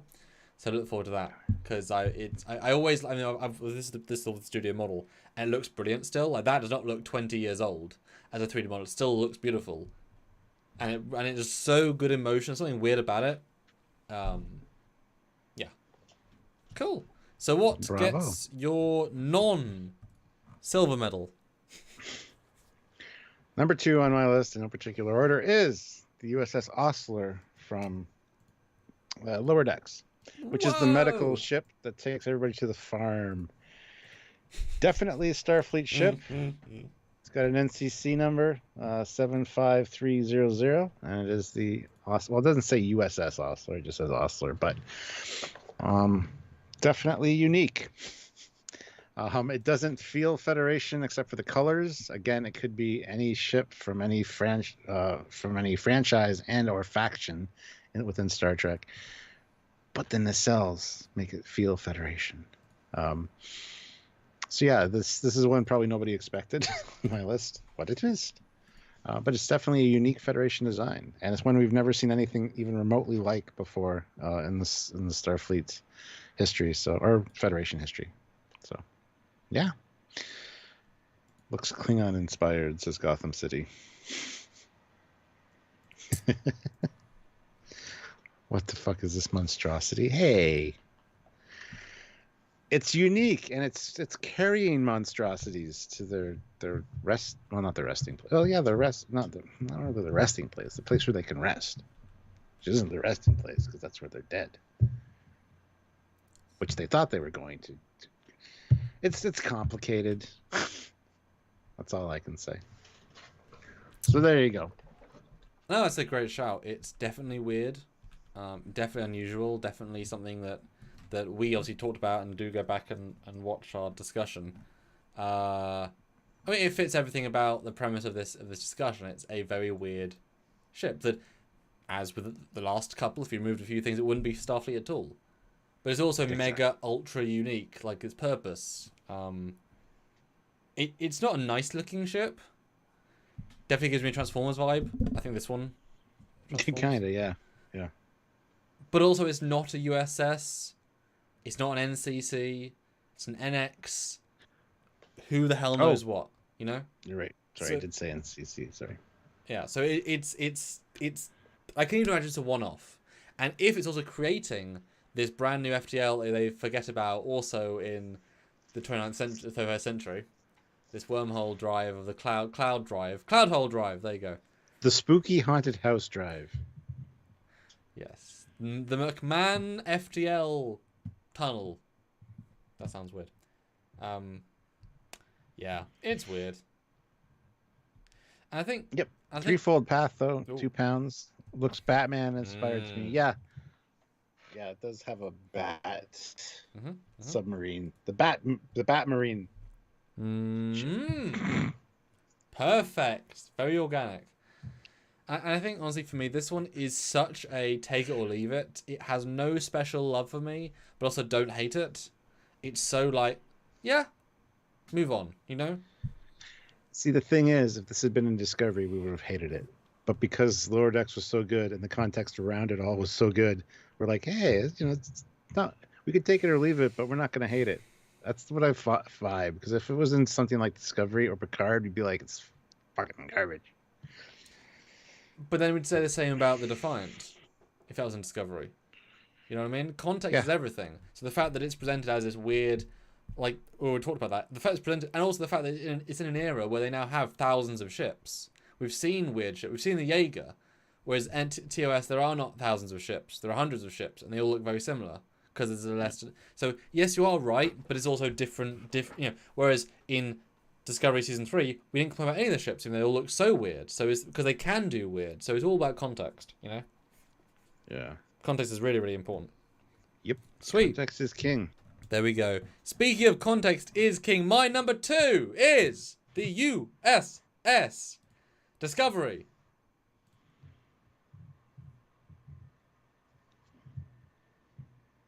It's definitely unique. I mean, look at it, guys. Look at it. Look at it. We're making you look at it. Now, she lied. Said there's no Discovery ships on your list. And no, you said Liar. that. You said that. I didn't say that. But then you said, yeah, we just came off Discovery, and I thought you were saying the same thing. Season 3. This is into Season 3. Oh, go away. Yes. This is Season 1 design. I mean, look, it is clearly Starfleet. It has a saucer in the cells and secondary hull and deflector and a shuttle bay. But everything else is broken. But in the context of being weird, why is a secondary? You know, it's just. As you'd said to me the other day, it's a ship that had other ideas in pre-production that were all lost in translation through teams. Yes, which means you're supposed to go undercover as a Klingon D7. It was going to lose the outer ring of the saucer and keep the inner ring. So from a distance to sensors, it would look like a D7, which is odd because, well, not odd, but it's interesting because when it was first shown, everybody's like, it looks Klingon in design. On so purpose. They're already calling that. Yeah, on purpose. But once you lose all that context, which would have made it more justifiable. I think that's even the reason for the hull color, to be honest. No, he just wanted copper. He just said he wanted copper. Something different. Oh, did he? That was just it. Just like the registry, he likes Halloween, so 10/31. Yeah, it just breaks all the things, you know, and just for iconically weird, unusual. Every element of it is weird and unusual. Every single element. It fits the theme. It's definitely unique. And unlike the Defiant, which doesn't fit any of the things, but has... So the Defiant is a shape that's wrong, but all of the details on it are right. This one, the shape is reminiscent, but out of proportion, and all the details are wrong. So it loses on that respect. So that's why it's higher up on the list. But yeah. And Hezraz says, wasn't this from a design for Star Trek Phase series that was never made? No, it was from after the Star Trek Phase 2, Ralph McQuarrie designed the Enterprise for a movie called Planet of the Titans, which was kind of Star Destroyer-esque, but that's Ralph McQuarrie. He did all the Star Wars art design. So, and it only looks the same as this in the sense that it has a pointy and a saucer, but it doesn't look that similar. Like it's obviously where they came from, different. But you can't say it came from that. It's like, I mean, in the Vegas sense, yes, like the basic shape, but none of the design cues are from it. And guys, can we get... I want to challenge you guys. $1 for everyone that hates the Discovery design. Or 99 cents. I want a little bit of show camaraderie with it. It's a bad design. $1. I want to see the $1 anti-Discovery design / it's weird. What's sad though is that the Discovery refit is gorgeous. Yeah, it is. And 3 more likes, guys. We have 2 more likes now. We have 298 likes. We should hit 300. That's okay, Tommy. What's that? As I said, that's okay, Tommy. Oh.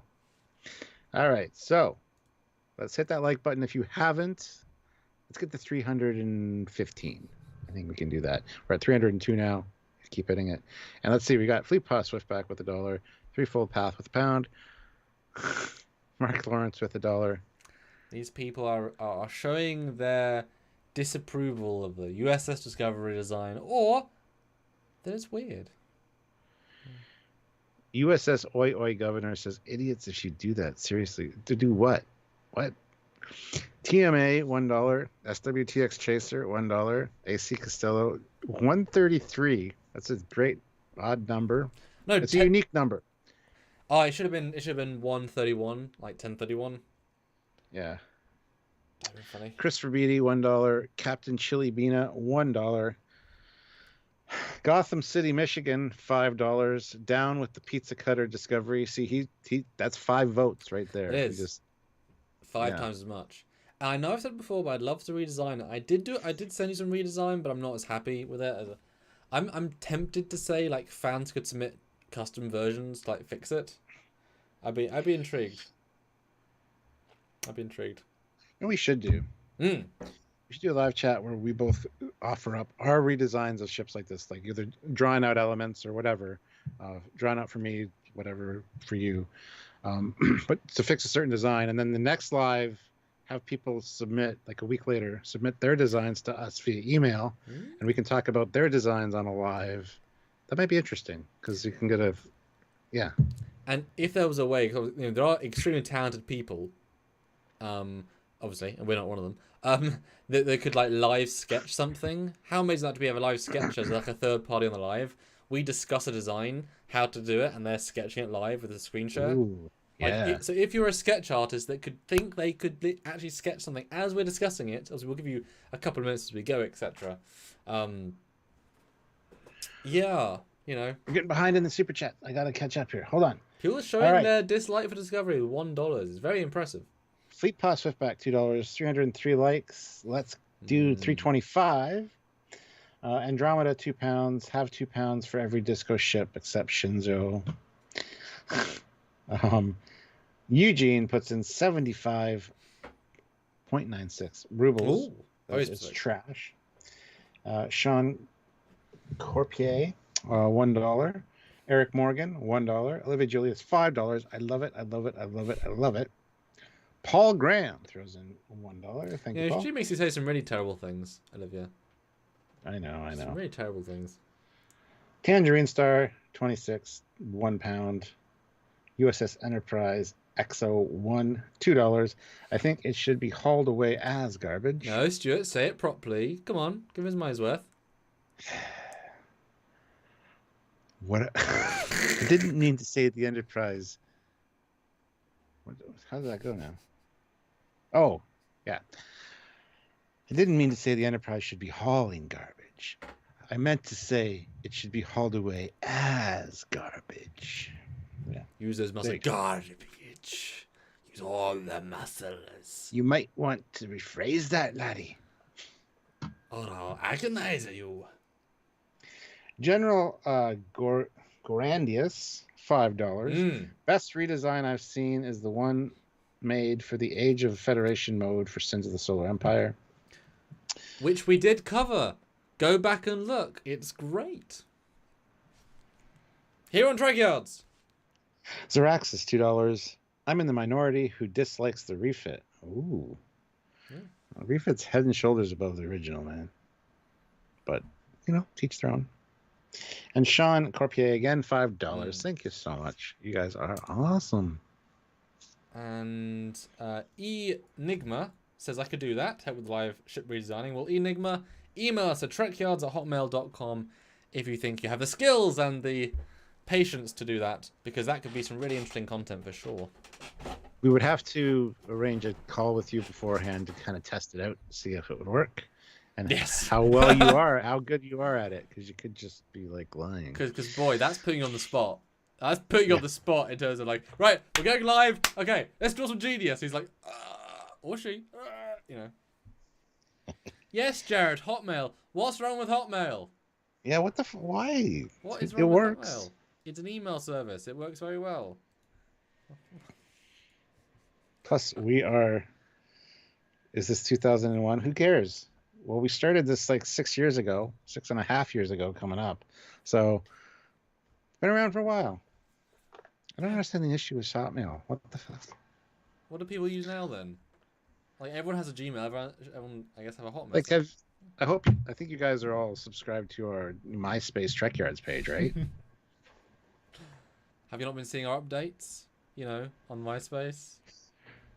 Some really good stuff. Sean Corpier, another $5. I love the Steam Runner, but it's weird. Yeah. But not as weird. Clearly. It should have been on my list, actually. Looking back, it should have been on my list. It may be your number one, though. Yeah. Well, it could be. Libby Julius, $5. Honestly, I don't like the design of the Constitution class, but I really like the newer ships. Okay.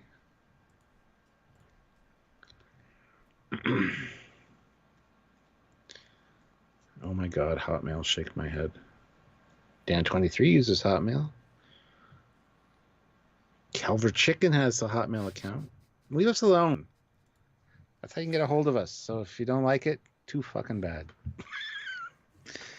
All right, are we moving on to our number ones? Because this is actually my number one for unique. We've got there, guys. Stuart's number one. Most weird, not most disliked. Most weird ship is, drum roll please in your own head, if you're not going to do it on the camera, is the Yeager class. Thumbnail picture, but different angle. Yeah, this thing, we've talked about this before. Oh, God.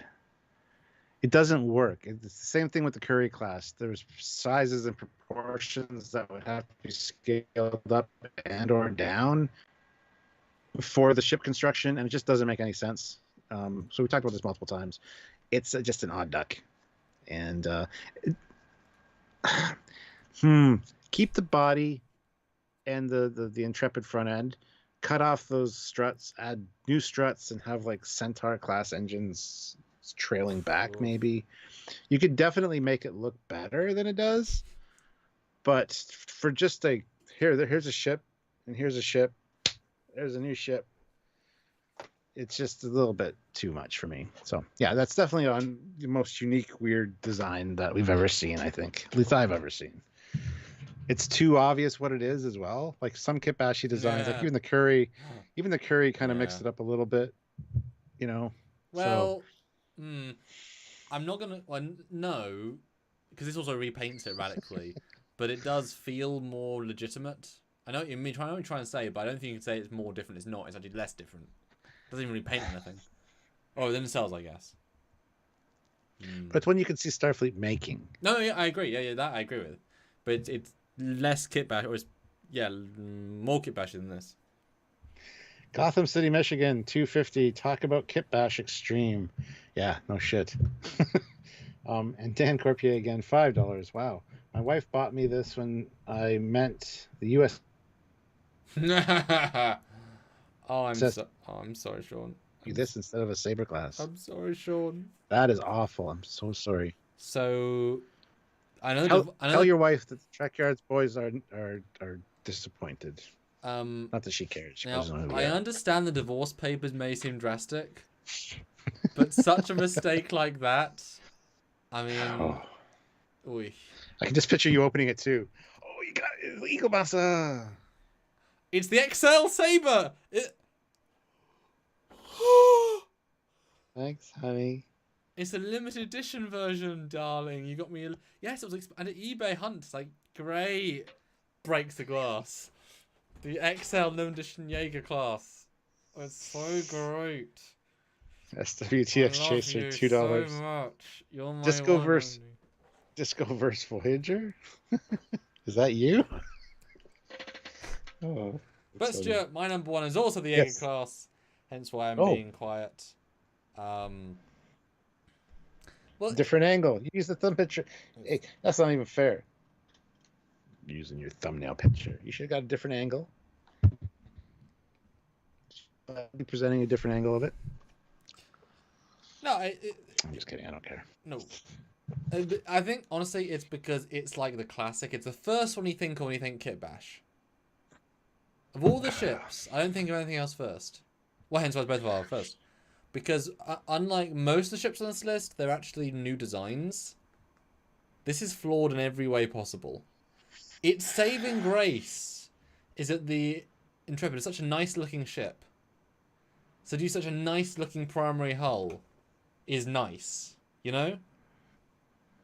But as soon as you realise what they've done, you're like, I would love to be a fly on the wall, because this can't have got past the Akudas, the Sternbachs. This would have been Eves as well. Like, this must have been somebody else. You know what I mean? None of them would allow this to happen. And actually, while looking at this picture, it's amazing. It has these little, like, arm weapon emitters. Those are just the Voyager landing legs that are retracted. So it's got Voyager landing legs as what appears to be weapon modules. Now, I give them credit, at least they repainted it. But what the fuck is this paint scheme? This isn't a Federation paint scheme. Like, this is nothing about this is Federation paint scheme. What are you on about? And it's not even like it's the NX. No. An NX version. It's an NCC. Or like a civilian version. Like, okay, civilian, fine, sure. Look at the size of those rear photon torpedo launchers in my picture. Like, those aren't micro torpedoes. Those are gargantuan torpedoes. Although, to be fair, you can see the Voyager torpedo tubes, and they're probably 4 times the size. Maybe they're like automatic launchers, like they can shoot. Maybe they launch Vipers out of those. Oi, oi, oi. Vipers are small. Okay. But it's also more embarrassing because, like, I know, guys, it was in one angle, one time in the distance. But when you see it, it's like the neck just stops. The neck is just cut off. What? Thumbs up for the Yeager class. Everyone who loves the Yeager. Thanks, Enigma. Please do. Absolutely. All right, we got some super chats. Let's get into this. Show your love for Yeager. All right, it's SWTX Chaser, $2. Oh, we read that one already. Sorry, Area 51, $5. It needs to be shot so it doesn't suffer anymore. Yes. Wow. TMA, $2. This would work as a small Federation fighter with some redesigns. Sure. If you change the saucer, then yes, but that's half. Then it's just it's just a Marquis Raider with a saucer. So no, if you change anything about it, it isn't broken anymore, and therefore it's fine. But then it's not. Yeah. Olivia Julius, $10. Make sure you guys watch the captain's log. It sometimes takes forever for the cap to drop one. Sometimes they run together. But good news, you can watch while making your own log. Oh, Olivia. Ew. Ew, ew, ew, ew, ew, ew. And yet you were made to read it. Yeah, I know, right? right? The power of the super chat. It is all powerful. It controls us. At least for the amount of time that I'm reading it, and then I can disavow all knowledge. Yes. General Gorandius, $2. Thank you. Just want to say I am with Space Doc on this one. I haven't seen Space Doc's episode on it, so don't know. I think he likes it. I think it was a controversial one. Does he have it? Do the nacelles actually bend in this one too? Because mine, from the rear, they're up, and yours, they look like they're down. No, I think they're down in both. They're just a perspective thing. Okay. Because they're down. There's never a version with it up. Thank God. No more of this, please. Jonathan Davies, £5. The Yeager class makes me ill just looking at it. Wow, it's like the coronavirus of ships. Sean Corpier, $5. I have Voyager also, which is my great love. Was DS9 making fun of Voyager? No. I don't know what the story is behind this ship, but Matt Boardman has a story in the chat. Does he? Mm-hmm. Well, I gotta find it. Where the hell is it? Why can't you read it? All right. I remember talking to David Takamura about some of these, and I believe they just needed some extra ships in there. So they spent a little time and quickly throwing stuff together. No one will see it. No one will notice. It won't be talked about. Don't worry about it. Just throw it in there. Yeah. But the thing is, that's always the case, though. Like, that's the answer for everything. But there's sometimes you just don't let things in. It's almost like this is an Easter egg, like a trick on the fans. Like, most of the shit we do is good, makes sense. We're going to do one that's you might not even notice in the background. We don't know how the shot's going to go. It's there, you know. But I just think this one should never have been made. You know, and I'm okay with all the other ships because we got to piss at them for a bit. But this one, you know what? There's a reason why we're 6 years in, and there's no episode on it. Just saying. But that said, I don't mind. That said, I appreciate at least the paint. Again, it's crap in every way, but at least the paint scheme is unique. Like, it's weirdly different and interesting and weird. But I never realized that the landing legs were the weapons. So that I appreciate is all brand new in this viewing. So I appreciate that. Yay me. Yeah. Well, Eugene throws in 500 rubles. Thank you, Eugene. So no love for Centaur, a perfectly natural kit bash, or Pasteur with its primary hull weirdness. No, like those.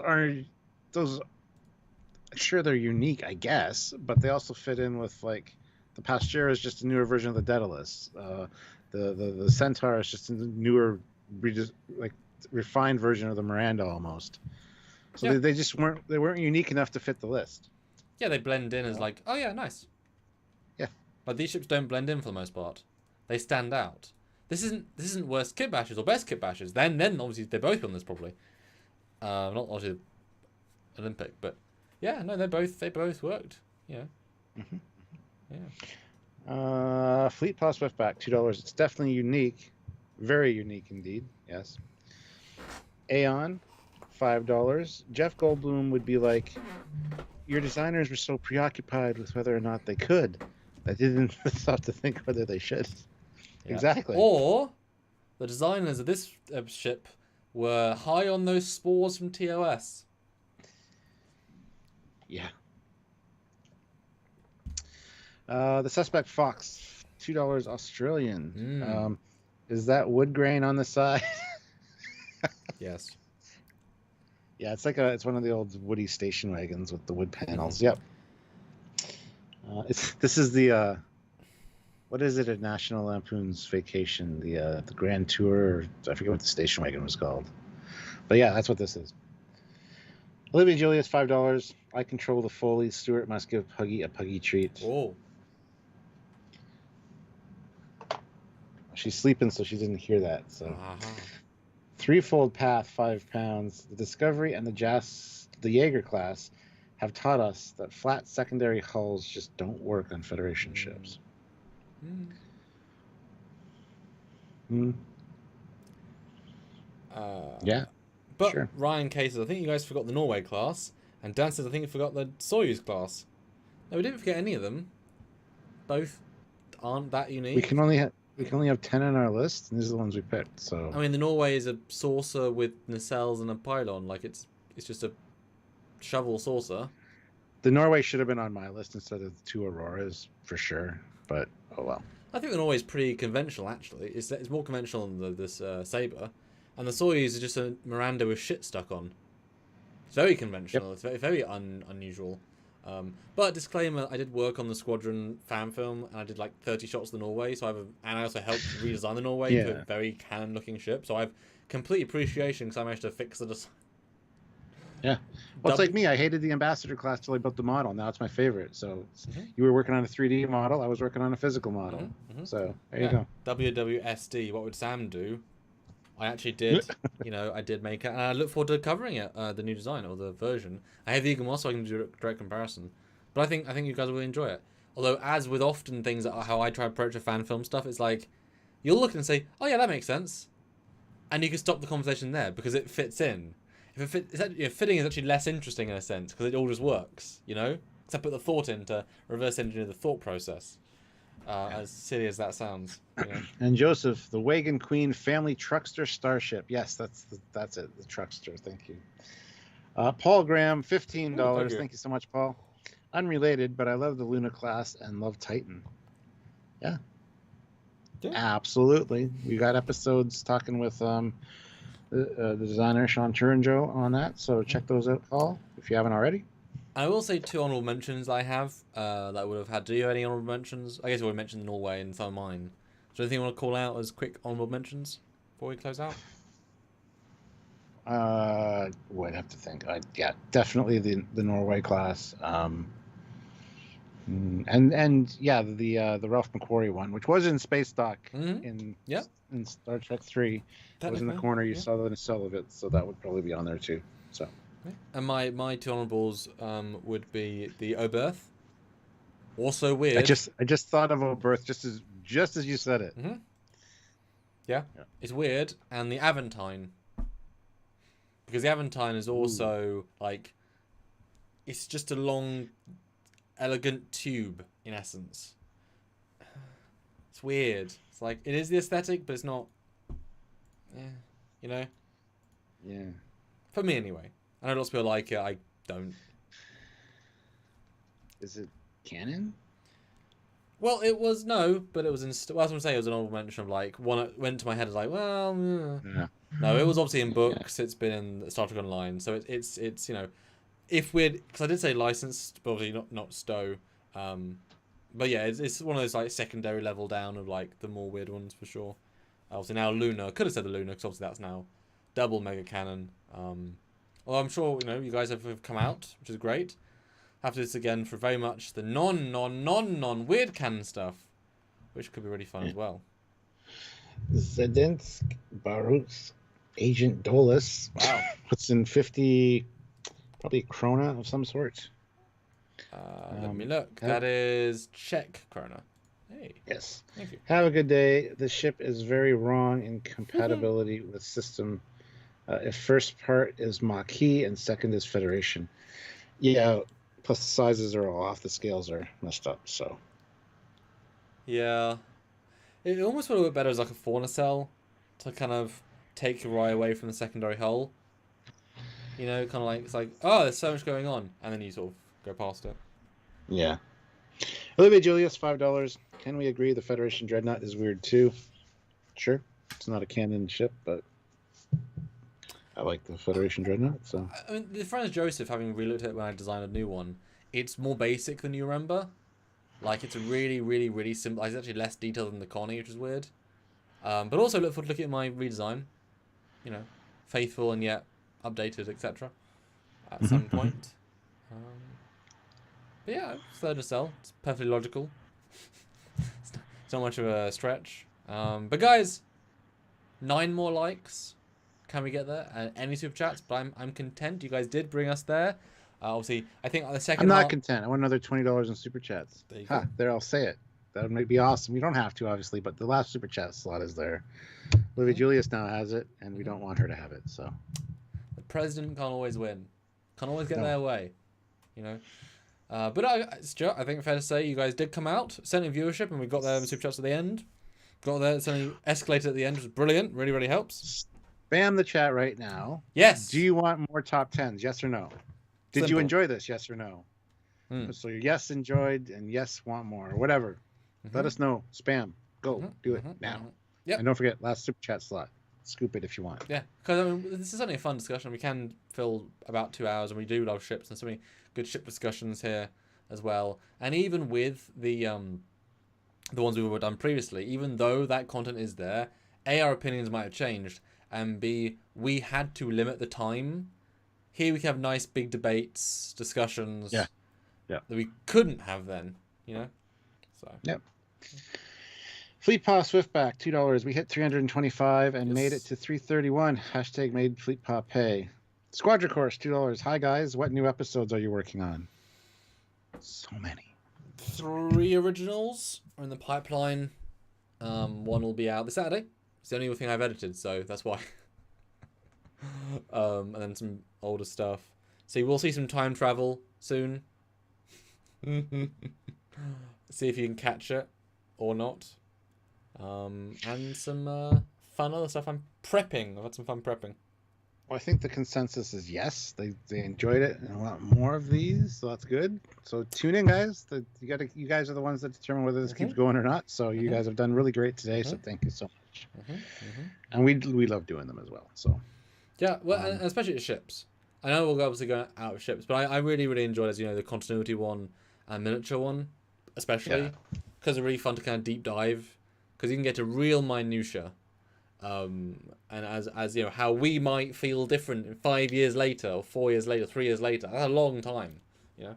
And don't forget, if you join the channel at the rank of Federation President, you get to pick one live topic a month. So Olivia has one coming up at some point soon. She's already decided and told us the topic, so we'll tell her when that's happening so she can make sure she's here for that and not working. But if you want to have a super chat, or not a super chat, a live of your choice, Federation President's the way to do it if you're interested. It might not be for everybody, but think about it. Or just join at rank of Commander. You know, it's the same as Patreon, but it's great because we get to see the interaction. And obviously we are out of Discovery content, and already we can see our views have dropped, etc. That's obviously going to happen because we put out a lot of stuff, and so those joins make a big difference. But obviously the super chats are fun because it means you get that instant one-to-one. So it's kind of if you know you can super chat a few times a month, that's kind of a great way of doing it. But if you want to support passively and then super chat, also a great way. Gotham City, Michigan puts in $5 and says yes. SWTX Chaser throws in $1 for the last super chat slot, I assume. But then gets sniped by Olivia with $2. Puggy treats for the Puggy, and I'm sure the Precious will appreciate that. And Threefold Path, £5. Agree that just because you have episodes on ships does not mean you shouldn't talk about them again. Always love to talk about ships. Absolutely. Yeah. That's true. Because we always think of new things to talk about, or like he said, our opinions change on things too. So and this conversation, you guys are great at making that be more alive, because we are obviously still a vacuum. I think we're quite balanced and fair, whatever. But you take us on tangents, which is great. Yeah. SWTX Chaser, $1. Again, going for that last super chat slot. And then Eugene comes in with 250 rubles. By the way, have you got a chance to look at the new BSB Babylon 5 remaster? No, I just heard that was remastered like last week. I saw a post on that. And no one knew until last week. Yeah. Okay, cool. Yeah, well, I haven't had a chance to... I think it blew up on like Saturday of this last week. Yeah. Ooh, and Olivia Julius on the hilltop with $1 snipe. And with $4 away from a good number. But the B5 remaster is interesting because they said they've been working on for 6 years, and it was very much out of the blue. There's a little bit of controversy if they really did upscale it or do it properly, because the Stargate Blu-ray just came out and it's all upscaled, so it looks like a cleaned up version of DVD but no actual detail added. Whereas the B5 is actually a rescan. It doesn't look anywhere as crisp as like TNG, where I was put more effort into it and more money, but that feels like a modern show in terms of beautiful. B5 has the detail, but there's a lot of grain, and it's nowhere near as crisp, even though it should be also from a 4K master. And all the visual effects were just upscaled with AI, which, just upscaled. It doesn't look great or anything, but I'm excited to see it, and it's definitely good for game reference if we do ships or characters or something, because there's a comparison video online where it shows the difference in the original. And what I like about the comparisons, one specifically, is that there's a scene in season 1 where they're in the the medical lab. As the camera goes by this character, all of his displays are all blown out, basically. You can see there's a green rectangle, a blue rectangle, whatever. But they're remastered in the HD. They're all beautifully crisp, exposed correctly. You can see all the difference. It's that is a great subtitle. Now there's detail there all of a sudden. And that you can't do by AI or upscaling. So okay, yes. Proper detail. Good. Yeah. Olivia, $1. Squadron Course, $2. Does Patreon make me president of Section 31? Ooh. We'll never tell. Oh, that's a great answer. Olivia Julius, $1. SWTX Chaser, $1. Matt Boardman, $2 with a snipe. Olivia Julius, $1. Matthew K, $10. I have an excuse for being super late. Ooh. My mother just broke her goddamn ankle. Oh, no. Just got back from the hospital. Oh my god, that's awful. Well, no. This isn't a school. This isn't school. You don't need a note. But on the bright side, once you sit her down, you can put Trekyards in front of her, and she can't get away. So now's the best time to become a fan. Yeah, exactly. Sorry, I don't know if that was too positive. She'll love us. She'll love us after like 12 hours of constant Trekyards, I'm sure. Yeah, not to be glib, I'm just trying to put a positive spin on it. Obviously, I hope she's okay and feels better soon. Yes, absolutely. Fleet Paw Swiftback, $2. Snipity Sniper. Olivia Julius, $1. Sean Corpier, $5. What the 1701 was weird to me at first. I've grown to like it somewhat though. Ooh. Controversial. Olivia Julius, $1. SWT. Wow, you guys. It's a dangerous place to be right. That's true. $1. Sean. Oh no, we got the Fleet Paw Swift Pack, $2. And Foley yells snipe.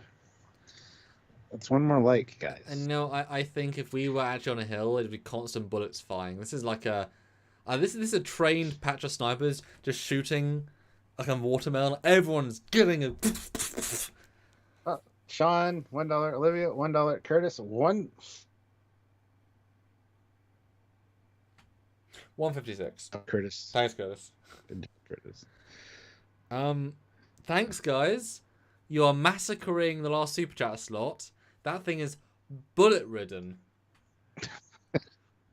Bullet ridden. Stop! It's dead already. Yeah. Yeah. Have a great weekend. Watch our video tomorrow. We'll see you back next week for another TNG or maybe a top 10. Depending if you want to do one straight away. Thank you so much for making the success, guys. And 300 people watching. Was amazing. 350 snipe. I'm yelling it there. And Paul Graham, $5. Could you guys talk about funding choices and your preferences in helping support you?